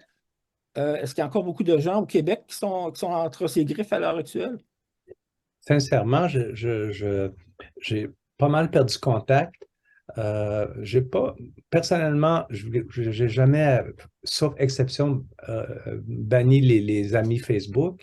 Mais je sais que moi, je me suis fait flusher pas mal parce que j'étais devenu la brebis galeuse. Mais Persona non grata, ouais. Mhm. comment? Persona non grata. Exactement. Mhm. Alors, tout ce que j'ai comme information, c'est ce que je vois passer sur les réseaux avec des photos. Puis je veux pas être méchant, mais je vais le dire parce que je le pense, puis mon constat. Le Mhm. mouvement est est une espèce en voie de disparition, le mouvement raélien. C'est un groupe d'âge d'or aujourd'hui, pratiquement, de ce que je vois, pas beaucoup de sang neuf. Donc, ça va disparaître là, tranquillement, à mon avis, parce que il ne se passe pas grand-chose, mettons.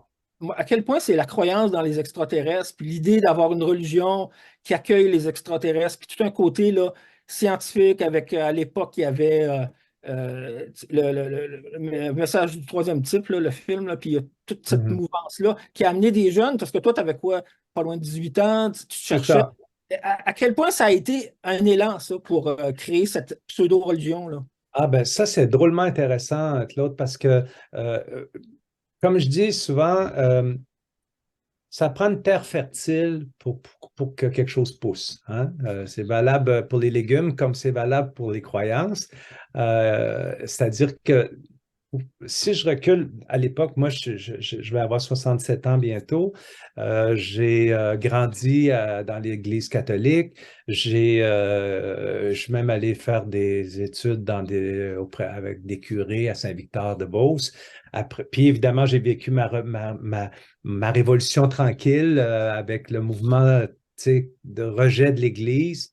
Euh, à côté de ça, il y avait le Peace and Love, hein, Mm. le Flower Power, il y avait le non à la guerre, le faites l'amour mais non la guerre. Tu sais, il y avait tout ça, puis tout ça. Puis moi, ben, jeune comme j'étais à l'époque du Flower Power, j'idéalisais la musique, les artistes, la liberté, etc. Donc, ma terre à moi, mon terrain, il était fertile pour ces éléments-là. L'exploration spatiale, 1969, Neil Ouais. Armstrong, tout ça. Tu sais, il y avait beaucoup, beaucoup d'effervescence qui fait que lui, qui est arrivé avec son truc, eh bien, il est rentré dans une bonne occasion, je peux le dire comme ça, là. Il y avait de la terre fertile pour que ces graines-là poussent. Ils ont poussé dans mon cerveau. Je l'ai entretenu pendant des années. Je l'ai arrosé parce que quelque part, c'était trippant, là, quand on était jeune. Puis, après ça, ben, il y a eu toutes sortes de choses qui sont passées, mais il y avait quand même l'autre élément. D'ailleurs, dans l'engrenage de l'engagement, les chercheurs ont remarqué que le projet initial est très important, mais le final aussi. Donc, le final, on le sait toujours, on le voit pas, mais on veut le voir en tabarouette, par exemple. Alors, tu sais, c'est la vie éternelle sur leur planète, les robots biologiques, tout le tralala. Puis, avec un discours qui se veut scientifique, qui se veut rationnel, qui dit on ne croit pas, nous on cherche on ne peut pas croire, on comprend. Mais quand on regarde ça avec du recul, on se rend compte qu'il y a plein de contradictions qui font pas du tout, qui tiennent pas la route. Mais on fait des entourloupettes, puis on se restructure cognitivement pour que ça continue de fitter dans l'engrenage. C'est pas toujours facile, mais croyez-moi, il y a du sable il y en avait dans mon engrenage beaucoup, mais mettons que j'avais à coin dur, comme on dit. Ouais. Bravo d'en être sorti. Mais je voulais juste mentionner que dans l'entourage justement de Daniel Chabot, ben, il y avait sa famille aussi, il y avait une sœur, et il y avait son frère qui était aussi dans le mouvement. Alors que quand tu as un milieu familial que tout le monde croit, ça fait en sorte que tu t'implantes, tu te convaincs encore peut-être plus facilement. Jacques Légaré, allez-y. Oui, alors bravo Daniel pour ta conférence. Alors, je t'ai entendu dire que tu es un homme très libéral parce que tu as dit que tu étais contre l'institutionnalisation de la croyance, mais que tu acceptais la croyance à type individuel comme si elle était, disons, naturelle. Et là, je veux juste enfoncer un coin, si tu veux, dans cette proposition-là, parce que c'est un peu comme pour la laïcité d'ailleurs. Si une chose est mauvaise en tant qu'institution ou dans une institution, pourquoi serait-elle bonne dans le domaine privé ou dans la famille ou dans la vie personnelle? Alors, ça que moi, je combats à la fois, toujours, la croyance, surtout quand elle est individuelle, parce que elle est d'abord individuelle, ensuite de groupe, puis ensuite, avec la puissance sociale du groupe, elle devient institutionnelle, elle s'institutionnalise et, Mhm. et rentre aussi même dans la Constitution. Alors moi, vu que je souhaiterais qu'on combatte toutes les croyances, bien qu'on garde le mot je crois, parce que le mot je crois existe, c'est normal. Moi aussi, quand je sais rien, par exemple, je vais aller à Saint-Féréol, je crois que c'est dans le sud-ouest, à partir de Québec. Je dis bien je crois parce que j'en sais rien. Alors, on dit toujours je crois parce qu'on n'en sait rien. C'est entre le non-savoir, on a un petit soupçon. Bon. Alors, dans le langage ordinaire, quotidien, le je crois, c'est parfait. Et puis même, d'ailleurs, on a un peu peur, nous là, les athées, sceptiques, agnostiques, d'employer ce mot-là, je crois, mais, mais pour les banalités de la quotidienneté, c'est excellent. Mais quand cette croyance devient très élaborée comme elle devient une idéologie, ensemble d'idées de grande ampleur, alors là, elle doit être combattue parce qu'elle n'est pas une vérité. Puis, à mon avis, on doit vivre socialement et personnellement sur des vérités avérées ou revérifier constamment avec ouverture pour les innovations et les créations des institutions nouvelles, et même dans le doute scientifique lui-même, quand la science avance, mais la croyance facile, grossière, euh, vraiment inculte, que tu dénonces et que tu démontes aussi dans ton exposé, je pense qu'il faut vraiment la dénoncer. Alors là, les gens vont dire, bon, on va aller dans une guerre de religion. Non, non, prenons pas de gros mots. Une guerre, c'est un affrontement sanglant entre groupements organisés. C'est pas ce qu'on veut, hein. On veut l'élimination d'une idée fausse, la remplacer par des idées justes. Puis les idées justes, ben, c'est la science ou les sciences qui nous les donnent. Et les expériences existentielles nobles comme le sport, les arts, etc. Puis la vie quotidienne, la vie familiale, la vie amicale, etc. C'est ça qu'on veut, c'est ça la richesse de la vie. Alors moi, je termine là-dessus. Est-ce que tu serais d'accord avec l'idée qu'il faille, j'allais dire, dénoncer gentiment, en bon citoyen poli, pas avec les injures et les grossièretés qu'on voit dans beaucoup de médias électroniques, là. Là aussi, je les combats avec des succès. Alors, serais-tu d'accord qu'il faille toujours dénoncer, j'allais dire, même les débuts de croyance, en disant carrément aux gens, allez donc vérifier ce que vous dites. Allez donc vérifier ce que vous dites. Alors, ne croyez rien, apprenez à savoir, apprenez à connaître, puis savoir, ça demande des efforts. Et vous ne pouvez pas en faire l'économie de ces efforts-là. Il faut leur dire, on est ignorant en tout, sauf là où on a bûché pour apprendre quelque chose. Alors, il faut leur dire, éliminez toute croyance de votre vie. Puis fiez-vous à ceux qui savent quelque chose ou apprenez vous-même quelque chose par la science et les sciences humaines en général. Alors, c'est sur ma question. Es-tu d'accord pour qu'on doive combattre les démons de croyance? Ben, en fait, oui, c'est vrai que mon plus gros souci, c'est vraiment, comme je disais, l'institutionnalisation des croyances et l'instrumentalisation pour arriver à des fins, comme on dit, la fin qui justifie les moyens, là. Puis les croyances, c'est un moyen pour arriver à des fins, des fois, qui sont complètement. Puis bon, ceci dit, oui, pour moi, il y a des croyances insignifiantes qui n'ont pas de conséquences. Mais c'est vrai qu'à partir du moment où la croyance, qu'elle soit individuelle ou collective, a des conséquences Sur notre vie personnelle, à la limite, c'est un moindre mal, là, je veux dire, mais sur les autres, c'est vite sur les autres que ça peut avoir une incidence. Je suis d'accord avec vous, Jacques, de l'importance de les démonter à tout le moins, ces croyances-là, du mieux qu'on peut, parce qu'effectivement, tu sais, si je prends par exemple le parent anti-vaccination, c'est sa croyance, il croit que s'il va vacciner son enfant, il va devenir autiste, par exemple, puis qu'il ne le fait pas. Sa croyance a une incidence sur un être vivant. On aura beau dire c'est son enfant, c'est lui qui décide, oui, mais c'est une décision qui n'implique pas uniquement que lui. Et là-dessus, je suis parfaitement d'accord, Jacques. L'élément est aussi que moi, je n'ai pas parlé aujourd'hui, mais je rejoins beaucoup les sceptiques du Québec avec l'importance de développer l'esprit critique, la pensée critique. Puis j'ajouterais à ça l'esprit scientifique, c'est-à-dire l'esprit scientifique, puis probablement que ça va ensemble là, dans votre conception, mais l'esprit scientifique, c'est quoi? C'est d'avoir justement dans notre recherche de vérité ou dans notre recherche de compréhension, je vais plutôt le dire comme ça, des choses qui sont dites qu'on connaît plus ou moins ou qu'on connaît plus ou moins bien ou qu'on a envie d'approfondir. L'esprit scientifique, c'est hein, moi, je vous le dis, j'ai beaucoup, beaucoup tripé dans mes études puis dans l'enseignement sur la méthode scientifique. Qu'est-ce qu'elle dit, la méthode scientifique, quand elle amène une hypothèse ou une question de recherche? Elle veut prouver l'existence. On peut prouver la validité d'une hypothèse en éliminant l'opposé. Hein? C'est ce qu'on appelle rejet de l'hypothèse nulle pour une hypothèse alternative. On part du principe en science, il n'y a pas d'effet, sauf si on a 95% ou plus de chances qu'il y en ait une. Mais comment on fait ça? C'est en rejetant l'éventualité qu'il n'y en ait pas. Vous me suivez?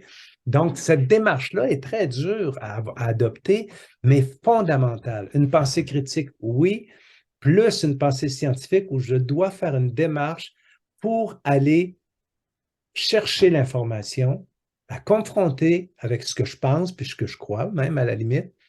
Et ça, c'est de la rigueur. Alors, à votre point, Jacques, je dis oui, parce que ça s'enseigne, mais on a du travail à faire, c'est clair. Parce que, tu sais, je disais tantôt, le biais d'autorité, c'est de dire, ah, ben, docteur machin, il a dit que, ou tel a dit que, donc j'y crois. Hein, ça a été le cas de, entre autres choses, le plus bel exemple qui me vient en tout cas à ce moment-ci de la discussion, c'est le fameux, la conviction que le vaccin, les vaccins pour les enfants donnent l'autisme. Et puis, il y a des publications qui ont passé, puis ça a été repris des milliers de fois avant d'être complètement démoli. Et il y en a encore qui y croient parce qu'ils se disent, oui, mais c'est le Big Pharma qui est en tabarnouche parce que, mais si on va chercher là, les travaux initiaux des auteurs de ces articles-là, c'est une catastrophe au niveau méthodologique. Il n'y avait presque pas de sujet. Il y avait des enfants, ils ont eu des méthodes invasives vis-à-vis ces quelques enfants-là. C'est terrible. J'en parle dans l'annexe de mon livre de cet exemple-là parce qu'il est gros et il parle énormément justement de la science, c'est pas n'importe quoi. D'une part, la science ne croit pas. D'autre part, la science et une publication scientifique se doit d'être vérifiée par des pairs.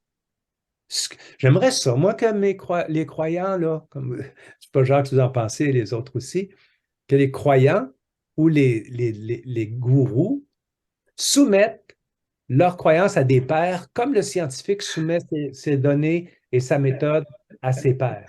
Lisez-le, amenez votre critique. Si ne se passe pas le test, de là, on va donner la place à quelqu'un d'autre.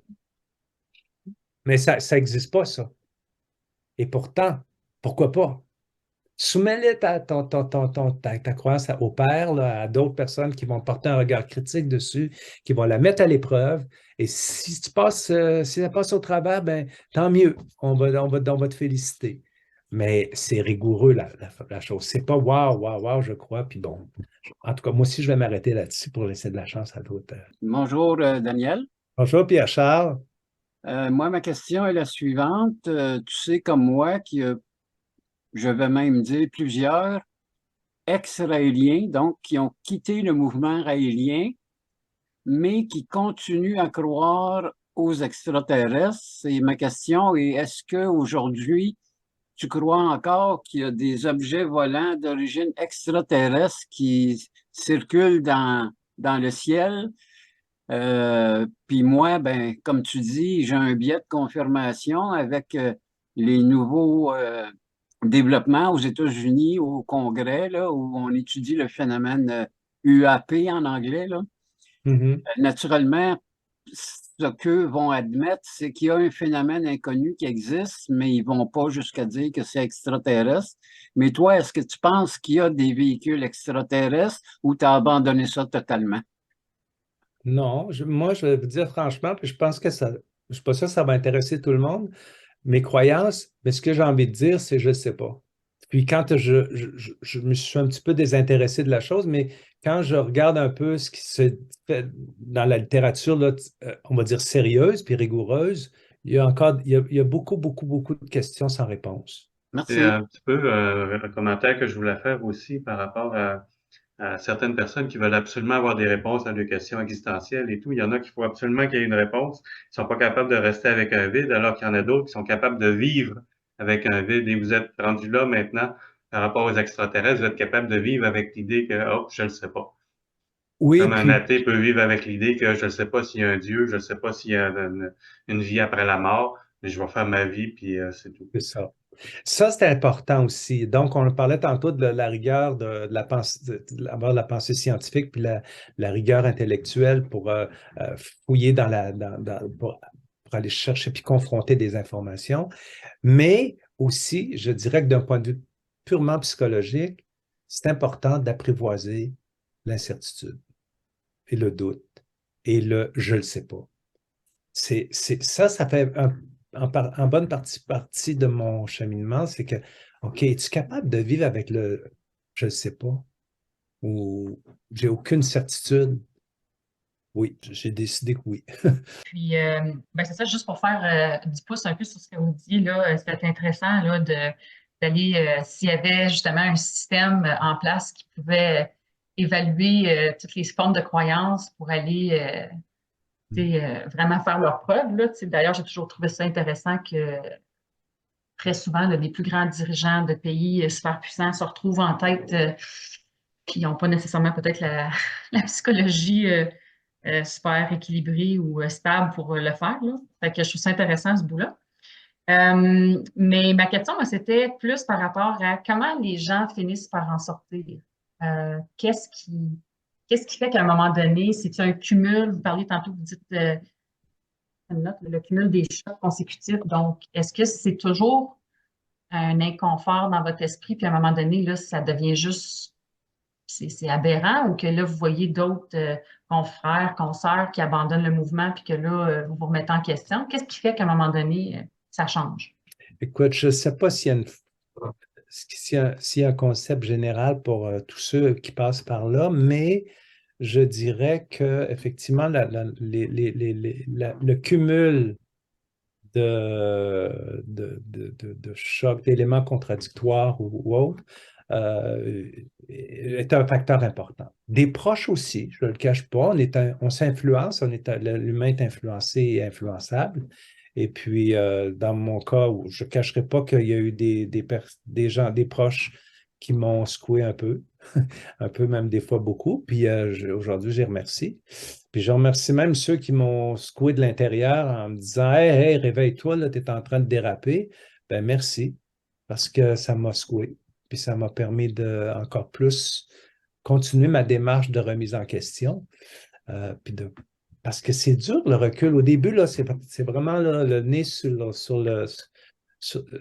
on ne voit pas la forêt qui se cache derrière l'arbre, comme on dit, puis il faut reculer beaucoup pour le voir. Mais sincèrement, Geneviève, je n'ai pas de réponse avec certitude peut-être, je serais porté à croire, à penser que les démarches sont peut-être pas toutes les mêmes pour tout le monde. Moi, si Autant dans j'avais été, l'éducation que Daniel, si j'avais été à ta place, moi, j'aurais débarqué quand les anges de Raël sont arrivés parce que moi, j'aurais été jaloux. Hey, là, Michel, tu me cherches ou quoi, là? Ah non, mais on rigole, là, mais ça a été une claque, ça, c'est sûr, parce que on partait, je vous raconte ça comme ça, là, un peu entre copains, là. On partait de la liberté sexuelle, avec consentement, respect, tout ce que vous voulez, un peu à la peace and love, à une communauté féminine. Puis moi, mon explication, c'est que monsieur, là, c'est un prédateur et il a éliminé les adversaires, non pas comme dans la nature sauvage avec le plus fort, l'alpha qui démolit, qui va aller chercher toutes les femelles, mais d'une façon philosophique, en les isolant. Puis du jour au lendemain, je vous dis, c'était spécial, là. On est dans des activités, des stages, et puis toutes les filles sont parties dans un meeting. Donc, tout est isolé. Et puis là, ben, qu'est-ce qui reste? Tu vois, je veux dire, dans le sens où euh, on joue au volleyball, on jase, mais tu comprends? Mais il y avait plus cette espèce de. Il y avait éliminé les oppositions, il a réussi à tasser les opposants. Et puis, ben, voilà. C'est vrai, tu as raison, Michel. C'est pas que j'avais à quoi me dire pareil. Bon, aujourd'hui, je rigole, là, mais c'est vrai. Non, mais ça, faut tout remettre ça dans notre tête, hein. C'est tough en jouant le vert. Parce que, mais il est bon. Il y avait des bons arguments, malgré tout. Je vais y aller avec une question de Romain. L'année passée, on avait invité, l'année passée, peut-être un an et demi, là, on avait invité Thierry Ripoll, que je présume vous devez connaître. C'est un bonhomme qui écrit beaucoup, justement, sur les croyances, puis tout ça. Oui. Et d'ailleurs, ça avait influencé mon avant-dernier livre là-dessus, là, que j'avais dénoncé là-dedans, le conspirationniste notamment, puis la religion. Et lui, il y a un terme, ma première question, c'est, il y a un terme qu'il utilise, c'est l'apophénie. Ma première question, c'est est-ce que c'est un terme que vous connaissez, puis est-ce que ça connecte à ce que vous décriviez tantôt? Je ne vous ai pas entendu le dire. Non, je ne l'ai pas dit, mais oui, ça rejoint c'est le concept que les chercheurs appellent la perception de schéma illusoire. C'est-à-dire, on voit des formes ou des images ou même des croyances là, qui sont une construction du cerveau, ni plus ni moins, de phénomènes extérieurs. Oui. Puis qui est encouragé par l'anxiété. C'est-à-dire, plus on est anxieux, plus on fait des connexions qui existent. Oui, exact.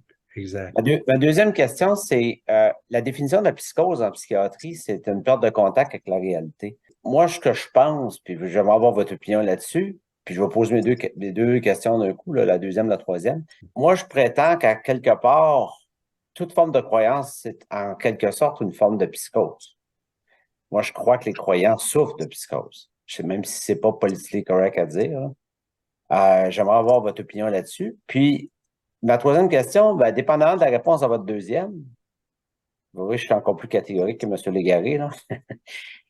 C'est à partir du moment où vous admettez que la croyance est une psychose, moi, je m'étonne que dans un cours qu'on enseigne au secondaire au Québec, ECR, éthique et culture religieuse, qu'on présente la religion comme quelque chose d'acceptable, alors qu'il me semble, le rôle de l'école, ce serait d'enseigner la logique, la pensée critique. Vous ne croyez pas, j'aimerais avoir votre opinion là-dessus, mon opinion est assez claire, vous ne croyez pas, comme moi, que l'école devrait enseigner au secondaire que la religion est une psychose et que c'est comme se droguer, c'est comme les maladies psychiatriques, c'est comme plein d'autres affaires, c'est comme manger du fast-food, etc. C'est toutes des choses qu'on devrait éviter dans la vie. Je ne souscris pas nécessairement à la notion de psychose parce qu'en psychiatrie et en psychologie, la psychose, c'est quand même quelque chose qui est très défini. Des biais, par contre, oui, les biais cognitifs, des biais de représentation, comme toute l'espèce d'architecture là, cognitif qui a été, comment dire, découvert puis qui va continuer de progresser là, dans les connaissances. Oui. Mais des biais, comme je dis, des biais, puis il y en a dans tous les domaines, donc on n'échappe pas beaucoup à.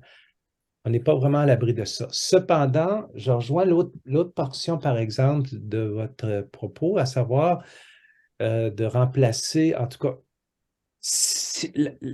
d'exposer l'existence du phénomène religieux. Je trouve que c'est important de le faire parce que c'est un fait, c'est une réalité qui existe. Puis, accompagné de justement une approche scientifique ou en tout cas critique pour poser un regard objectif dessus, oui, aussi. Maintenant, c'est ça. Donc, la psychose, c'est quand même lourd c'est quand même gros d'un point de vue, en tout cas, psychiatrique, c'est pas un terme léger, c'est pas un terme, comment dire, neutre. C'est quand même porteur de beaucoup de choses. Il y a des symptômes. C'est compliqué, là. C'est complexe. Puis il y a plusieurs formes en plus. La psychose, c'est les psychoses, au même titre qu'on dit les troubles anxieux, il y en a une pétée, c'est comme le spectre de l'autisme, il n'y en a pas une, il n'y a pas que les Asperger qui sont autistes, là, il y a tout un spectre. C'est la même chose dans les psychoses, c'est complexe, c'est beaucoup. C'est un terme, moi, que j'utiliserais avec parcimonie. On prend une prochaine question, Michel Thienot. Moi, à un moment donné, c'est pas tellement une question que j'ai envie de dire, mais j'éprouvais le besoin dans ma tête de distinguer entre les croyances. C'est pas la même chose comme croyance de se dire que si on se fait vacciner, ça introduit l'autisme, et puis croire qu'il y a une vie après la mort. Je veux dire, pour moi, c'est pour ça que je suis pas prêt à dire non plus que toute religion est une psychose. Le terme psychose, je le connais pas assez pour pouvoir l'utiliser, mais je ne serais pas prêt à faire ce genre d'équation. Ce que j'ai envie de dire, c'est qu'il faut pas, on peut pas mettre toutes les croyances sur le même plan. Moi, je sais pas, il y a une question de dire, ça fait des milliers d'années que l'être humain manifeste, ou va chercher quelque chose de sacré dans l'existence pour répondre à ses doutes, à ses questions. Donc, on peut pas balayer ça en disant que tous ces gens-là sont des psychotiques et moi qui suis athée, je suis dans la vérité. Je veux dire, c'est pas aussi simple que ça. Comme conclusion, j'aime bien ce que dit Daniel en disant c'est important d'apprivoiser l'incertitude. Tout à fait. Donc, je peux me dire, bon, je suis sur cette terre, un jour, je vais mourir, qu'est-ce qui va se passer? J'en sais rien, je vis avec ça, je suis confortable avec ça, ça m'empêche pas d'avoir des valeurs. Mais de là à traiter mon voisin qui croit, ou ma voisine qui croit d'être psychotique, ça marche pas. Oui, c'est sûr. C'est pour ça que, bon, je parlais de mon expérience parce que ça fait partie de ma démarche, mais je m'abstiens beaucoup, en tout cas, sauf pour donner des exemples, mais j'essaie de m'abstenir dans ma démarche là, sur la psychologie des croyances, de me pencher beaucoup sur les contenus des croyances. Parce que, premièrement, il y en a une quantité innombrable. C'est sûr que je ne peux pas m'empêcher d'utiliser des exemples pour illustrer, mais mon but, ce n'est pas de faire, comment dire, le procès ou en tout cas d'analyser certaines croyances au détriment d'autres et ainsi de suite. Parce qu'effectivement, les croyances ne sont pas toutes égales en termes de conséquences potentielles sur la société et les individus. Comme vous dites, si quelqu'un est apaisé dans son angoisse existentielle parce qu'il pense qu'après, il va avoir une vie sur une autre planète, why not? M'en fous, sincèrement. Cependant, si ça devient une instrumentalisation pour vouloir absolument convertir tout le monde à tout prix, et puis de manipuler des individus vulnérables, là, j'ai un problème. Et là, je me soulève en disant un instant. Mais c'est vrai que... Et d'ailleurs, écoutez, s'attaquer aux croyances, c'est s'attaquer à l'humanité parce qu'il y a des milliards d'êtres humains sur Terre qui, pour ne pas dire presque une totalité, qui ont des croyances. L'incertitude, c'est dur à apprivoiser. Donc, C'est- c'est ça. En gros, là, j'essaie de nuancer aussi la différence entre le contenu insignifiant ou sans conséquence, on peut presque le dire comme ça, et vraiment l'usage puis l'utilisation de la croyance pour arriver à des fins. Ça, c'est un autre problème. Ou j'ajoutais juste une dernière chose, Michel, je pense que tu voulais dire quelque chose, et utiliser des croyances pour adopter des comportements malveillants. Pas uniquement institutionnalisés, parce qu'il y a il y a des personnes qui sont tout seules dans leur coin, puis ils se lèvent un matin, prennent une arme, puis ils tirent l'autre bord parce qu'ils sont convaincus que les gens à côté de chez eux, c'est des gens qu'il faut éliminer parce qu'ils n'ont pas une bonne vie, une bonne croyance, ou peu importe. Ça, c'est atroce, quoi. Je veux dire, c'est à surveiller de près, j'en conviens. Michel. Je voulais juste mentionner aussi que la mission des sceptiques est pas le combat contre les croyances, mais plutôt l'analyse de façon critique des croyances. Fait qu'on est un petit peu, le terme est moins fort, mais je pense que en tout cas, c'est ce qu'on a mis dans notre mission. Alors, une question de Jacques Légaré? Oui, alors juste rebondir sur la religion ou la croyance en tant que psychose. Comme je ne suis pas médecin, je ne suis pas psychiatre, je ne peux pas prendre ce mot-là, c'est pas ma discipline, mais j'aimerais bien que la question soit soumise à un congrès de psychiatres. Pourrait-il décréter ou carrément affirmer que toute croyance de type religieux, là, très élaborée, que nous connaissons, est une psychose. Psychose veut dire, on l'a bien su, là, en grosso modo, c'est perte de contact avec la réalité. Mais il y a autre chose. Il y a l'aspect téflon des gens croyants. Téflon. Par exemple, j'ai demandé à une croyante de venir assister à ta réunion. Et elle a répondu, ça je l'avais mis dans le chat, là. Elle a répondu par courriel, elle me dit, ma foi n'est pas une croyance, donc la conférence ne m'intéresse pas. Alors, moi, je voulais lui mettre ça sur le nez. Non, bien l'autre insurer un petit peu. Mais non, ça ne les intéresse pas. Ça ne les intéresse pas. Ils tournent le dos. Ils tournent le dos. Alors, il y a cet élément-là. Ils sont réfractaires à la raison. Réfractaires à la raison, carrément.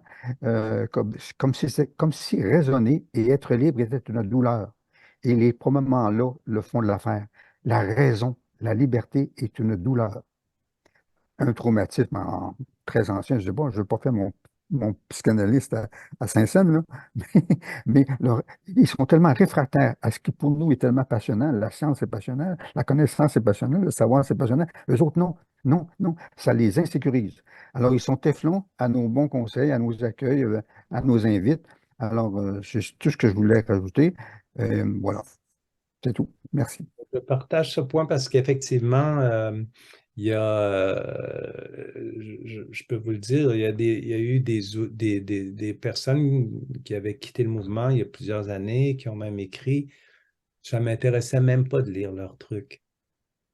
Pour ces mêmes raisons, je veux dire, c'est des biais, puis la protection de son système, c'est un système de défense. Je vais pas voir comme ça, je ne serai pas dérangé dans mes convictions, j'en ai déjà assez comme ça. Et ça, donc, de ce point de vue-là, je vois ça comme un mécanisme de défense.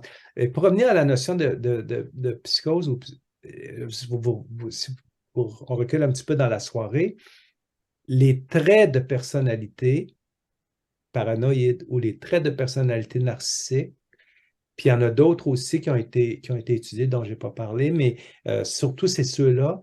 Vous savez, comme je disais, il y a comme tout un continuum dans le domaine de la santé en général, puis de la santé mentale en particulier, de sorte qu'avant de déclarer que c'est une pathologie, ça ne veut pas dire que avant d'avoir, par exemple, le diagnostic de paranoïaque, psychose paranoïaque, ben, on est tous déjà eu des petites pensées parano de dire, ouais, qu'est-ce qu'il m'en veux-tu, lui, ou j'ai-tu fait quelque chose qu'il n'a pas aimé? C'est des petits traits parano qui peuvent être même, d'ailleurs, dans certains cas, utiles pour qu'on aille clarifier des choses, puis pour pouvoir aller corriger des perceptions inexactes, ainsi de suite.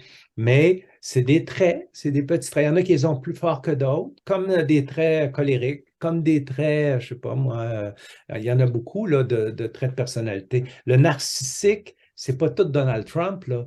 Il y en a qui sont beaucoup plus doux que ça, si je peux dire, beaucoup plus soft. Et ben, c'est ça, c'est d'un continuum, il y a des degrés.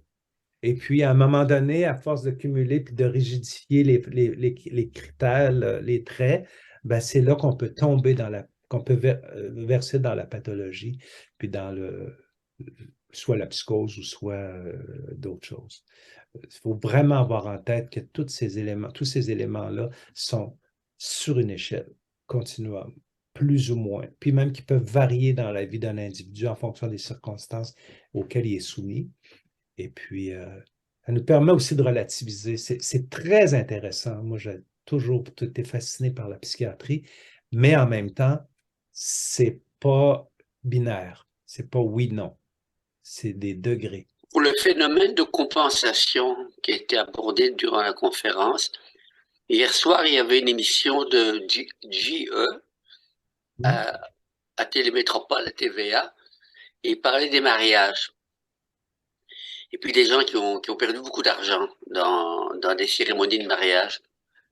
Et puis je pensais que plus les divorces sont venus fréquents, et plus c'est devenu incertain qu'un mariage allait durer, plus les gens ont fait des cérémonies de mariage coûteuses et flamboyantes à la Hollywood. C'était comme une incantation pour se protéger du risque que leur mariage ne dure pas. C'était une simple observation de ma part. Avez-vous observé la même chose, Daniel? Non, je n'ai pas observé ce que Philippe dit, mais les mécanismes compensatoires, de contrôle compensatoire, ça s'applique à beaucoup de situations. Autant ça peut être lié à des croyances ou à protéger quelque chose qui nous est cher. Oui, c'est possible. Mais par contre, pour être honnête, j'ai pas fouillé, j'ai pas approfondi le sujet, là, mais oui, c'est possible. Je vais vous poser une question, puisque quand vous avez parlé du complotisme, c'est pas mal intéressant dans la conférence, mais à toutes les fois, je voyais, moi, le wokisme, avec des pensées paranoïdes, sectaires, des intentions malveillantes, l'idée de réveiller le monde parce qu'il y a du racisme systémique et qu'il y a des complots partout de la part de la majorité envers les minorités. Est-ce que vous voulez commenter là-dessus? Mais je pense que vous l'avez pas mal fait, Michel, dans le sens où, moi, comme je l'ai dit au début, au risque de me tromper puis d'exagérer, les mécanismes des croyances vont s'appliquer dans pratiquement toutes les croyances. C'est juste la forme change. Non, pardon, le fond change, mais la mécanique pour y arriver est souvent la même. C'est pas, par d'autres termes, d'ailleurs, c'est ça qui est intéressant, entre autres, dans les articles sur lesquels j'ai mis la main puis que j'ai commenté, c'est celle où on met des contradictions, des théories complotistes en contradiction face à face, et les gens qui ont la pensée complotiste, le mode de pensée complotiste, vont croire aux deux. Hein? Et ça aussi, c'est un élément qui m'a fasciné dans ma vie, dans mes observations, c'est de voir jusqu'à quel point l'être humain est capable de croire tout et son contraire. Claude Coulombe avait une question. Écoutez, moi, il y a deux questions. Il y a d'abord, la question, c'est allez-vous devenir membre des Sceptiques du Québec?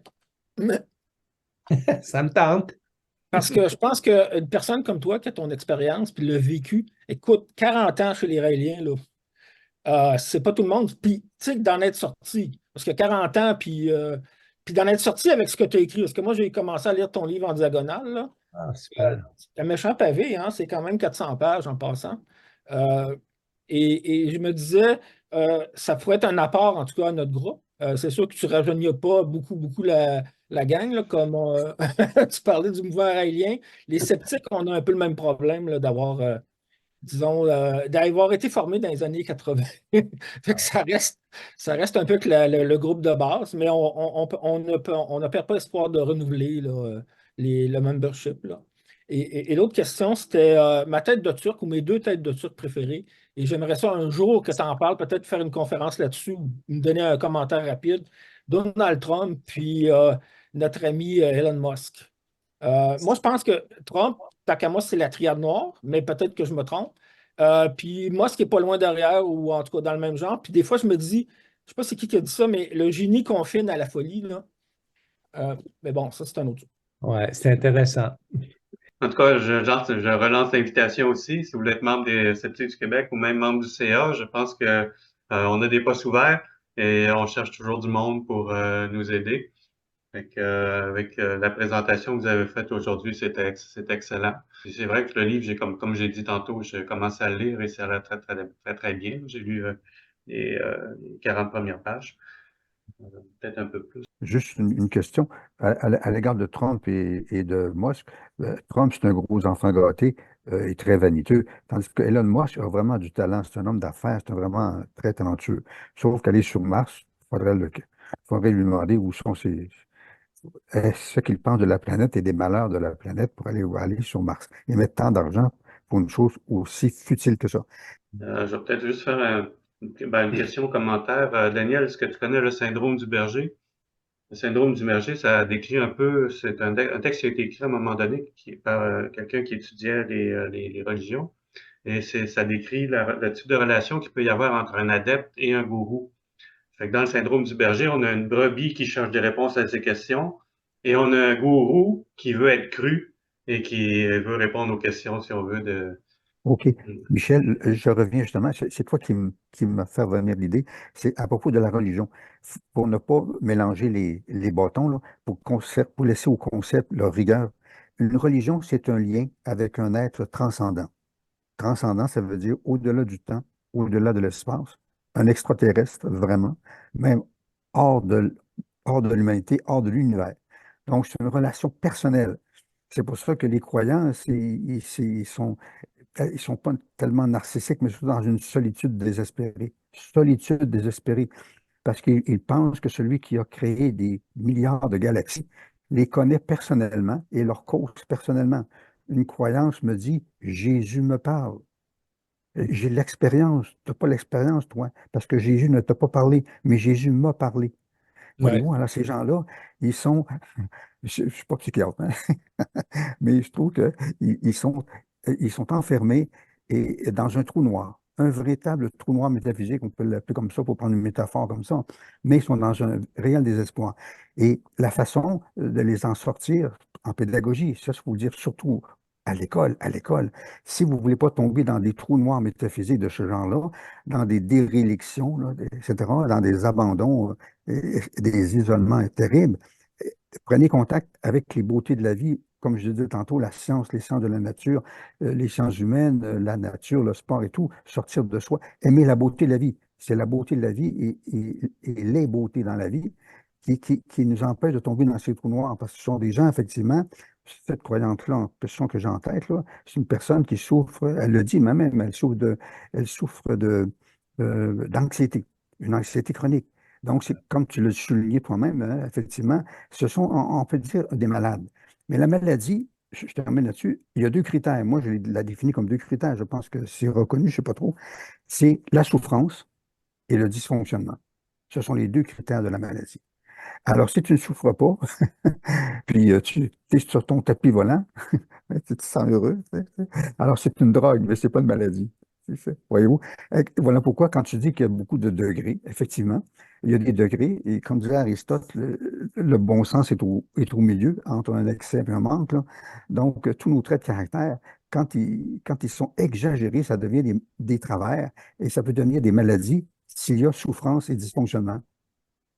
Alors, moi, je te pose la question, puisque tu es sorti de chez Raël, je sais que Raël, on m'avait demandé, moi, d'y participer parce qu'on m'avait dit il y a beaucoup de sexe chez Raël, une disponibilité sexuelle, mais je pense que le gourou Raël, il gardait des femmes, hein, pour lui, puis il vous envoyait jouer au baseball. C'est ça c'est ça qu'il nous a raconté.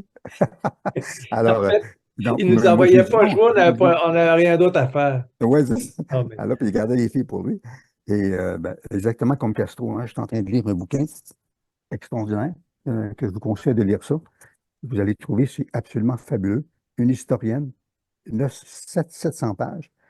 C'est c'est dans l'histoire du monde féminin, l'histoire des maîtresses, c'est absolument fabuleux. Elles ont eu des destins colossaux. Mais tout ça pour dire que euh, j'ai ma question. Toi, as-tu imaginé un moyen pour aller faire sauter, j'allais dire, le verrou de ces gens fragilisés qui sont enchaînés dans des croyances? Pas vraiment. Ben, en fait, je pense que ce que j'ai écrit, puisque ce qui est ressorti, parce que c'est un peu, moi, sincèrement, l'approche que j'ai utilisée dans l'écriture de mon ouvrage, c'est comment dire, un regroupement d'informations. C'est 200 quelques références scientifiques en psychologie qui tournent autour des croyances. C'est beaucoup. Donc, moi, j'essaie de regrouper ça dans le but de... Je pense qu'il y a une utilité qui peut y avoir. Maintenant, c'est là, quoi, je veux dire, je ne prétends pas avoir la clé, là, parce que, vous savez, parmi les critiques qu'on aborde, qu'on amène souvent, puis qu'on entend souvent, entre autres chez les complotistes, justement, c'est de condamner beaucoup le système d'éducation en disant que c'est dans l'endoctrinement, que c'est... Mais il ne faut pas connaître le milieu de l'éducation pour porter un pareil jugement, parce qu'il se fait des choses incroyables, et il se fait du travail. Les profs là, que j'ai côtoyés pendant ma carrière, que ce soit en histoire, en sociologie, en sciences politiques, je veux dire, ils ont une pensée critique, ils ont une bonne connaissance. Bon, tout le monde a sa personnalité puis ses traits de caractère qui ne sont pas toujours agréables, comme les miens, mais cette espèce de critique gratuite sur l'éducation qui sont là juste pour formater les individus pour une société, pour qu'ils soient formatés pour la société, c'est gratuit, je trouve, parce qu'il y a beaucoup il y en a de la pensée critique qui est enseignée, il y en a de la rigueur qui est transmise. Il y a des choses qui ne sont pas parfaites, c'est sûr, comme dans tout. Même la science, elle a ses lacunes, mais on s'entend qu'il y a pire, là. Il y a des choses qui sont pas mal pires que ça dans le monde. Et ça, donc, moi, je crois beaucoup à l'éducation, c'est ça que j'allais dire. J'investis beaucoup là-dedans, puis ma démarche se veut une démarche éducative. Je voulais aussi rebondir sur la question de Jacques Légaré. Je peux parler un peu de mon expérience personnelle. Quand j'avais 5 ans, OK, j'ai mon cousin avec qui j'allais jouer toutes les fins de semaine, qui avait 5 ans aussi, qui est mort dans un accident de voiture. Fait que pour le petit gars de 5 ans que j'étais, OK, mon cousin qui est mort, ça a posé énormément de questions existentielles. Sûr. Puis, au point où c'est que des fois, j'en mangeais pas, j'arrêtais de manger. J'étais là, puis je commençais à pleurer, puis même j'en parle aujourd'hui, puis j'ai encore les larmes qui montent quasiment aux yeux, là. OK, puis mes parents me demandaient ce que j'avais, ben, je répondais, ouais, mais je veux pas mourir. Alors, vous comprenez que dans ces conditions-là, un petit gars de 5 ans, si tu veux l'encourager ou essayer de diminuer son insécurité, ben, tu arrives avec des croyances religieuses. Tu arrives, tu dis, ben non, le bon Dieu le rappelait à lui, c'était, en tout cas, où il est au ciel ou des choses du genre. Alors, la religion, de ce côté-là, elle a comment je pourrais dire ça? Elle a un rôle que bien des gens veulent qu'elle ait. OK? Puis devant un petit jeune de 5 ans comme moi, ben, c'était tentant. Puis même moi, je me demande comment je réagirais face à un jeune. Je suis athée, et qu'est-ce que je fais face à un jeune comme ça, qui a une insécurité aussi grande? Je ne le sais pas. C'est sûr. C'est pour ça qu'il faut y aller avec douceur. Puis là, c'est l'humanisme en moi qui dit la compassion, puis y aller avec parcimonie, là, pas rentrer comme un chien d'un jeu de quilles, surtout devant des gens qui sont, comment dire, éprouvés émotionnellement en lien avec ces questions de fond, parce que, tu sais, il y a aussi la perte d'un ami de l'enfant qui a son meilleur ami qui vient de mourir, puis il y a aussi pourquoi? Tu vois, là, c'est des questions sans réponse. Il y a, si tu veux, et c'est pour ça que parmi les choses dont on a parlé, là, c'est la capacité d'accepter que c'est pas juste. Parce que c'est vrai, pourquoi lui, puis pourquoi c'est pas Michel qui a eu cet accident-là? Si c'est un accident, j'en sais rien. Mais c'est vrai, c'est des questions sans réponse. Euh, les coïncidences, ça existe. Les événements qu'on aurait souhaité voir autrement, il y en a plein. Et pensons juste, moi, ce qui me fait résonner beaucoup, puis je pense que je devais être un peu comme moi là-dessus, c'est lorsque je vois les images de soit l'Ukraine il y a quelque temps, ou la Palestine, ou la bande de Gaza, de ces enfants, de ces femmes qui ont des enfants dans les bras, que tout est détruit autour d'eux. Là, je me projette là-dedans. Je dis, tabarouette, comment je ferais? Je ne sais pas. C'est injuste, je ne sais pas. Pourquoi moi, je suis ici? Il n'y a pas de réponse. C'est ça. Alors, qu'est-ce que tu veux? On n'a pas de contrôle non plus là-dessus. C'est dur aussi d'accepter qu'on ne peut rien faire, ou en tout cas pas. On aimerait ça, là. Mais ben honnêtement, tabarouette, je ne sais pas. J'essaie d'être une bonne personne dans ma vie, puis d'aimer mon prochain, là. Mais, mais sur ce qui se passe à l'autre bout du monde, puis ce qui risque d'arriver si l'autre Zozo est élu à la présidence encore une fois, hein? Ouais, ouais. On n'a pas beaucoup de contrôle là-dessus, hein? On va prendre le commentaire de Claude Coulombe. J'allais dire à Daniel, est-ce que tu ne penses pas que finalement une religion, puis ça, je sais qu'il y a quelqu'un qui a dit ça, c'est une secte qui a réussi, tu sais, quelque part. Ah ben oui.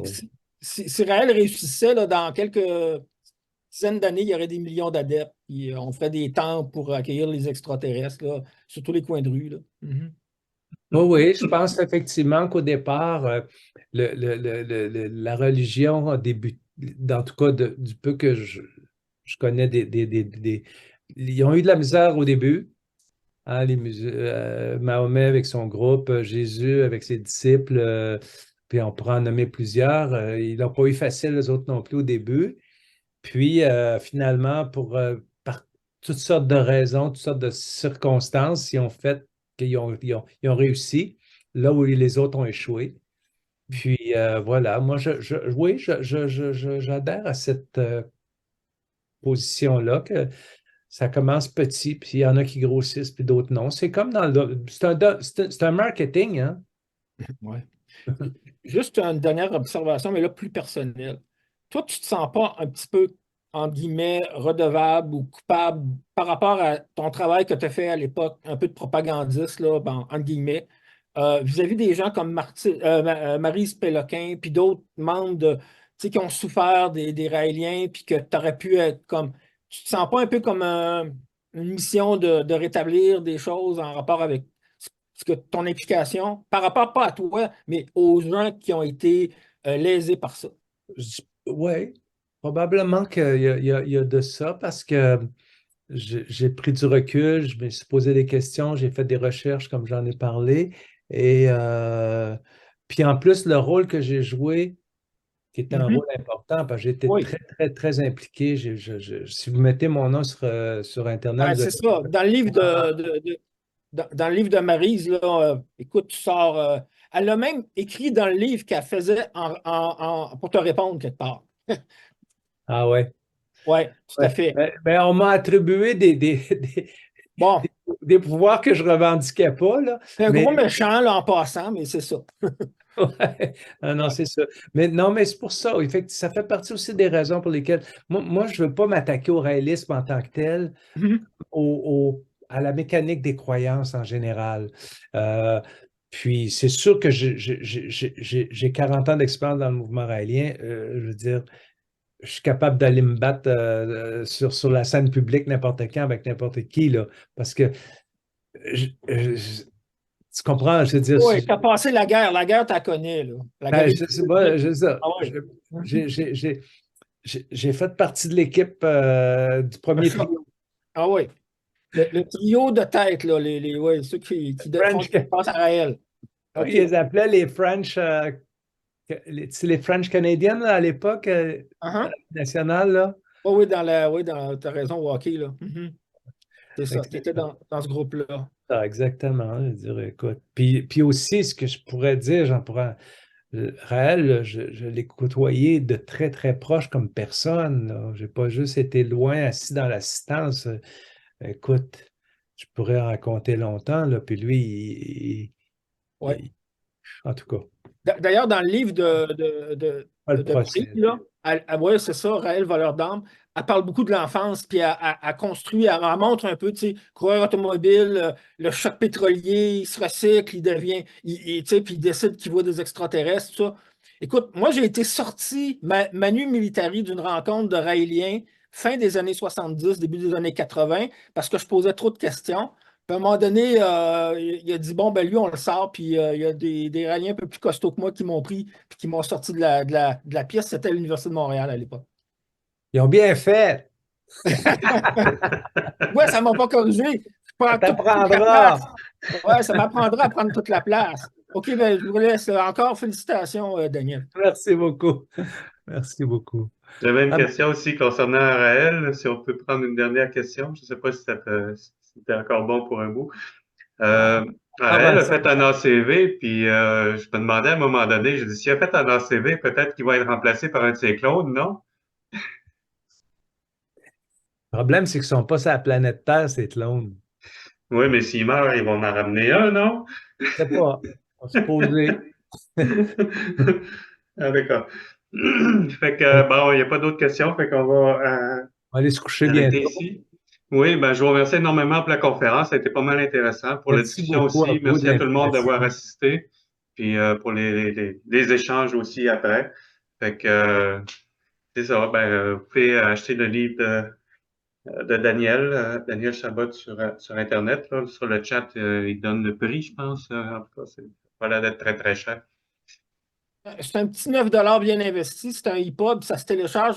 Tu fais 105 minutes sur les libraires, puis tu vas encourager une librairie locale si tu veux. Tu peux mettre ça faire un lien avec une librairie québécoise.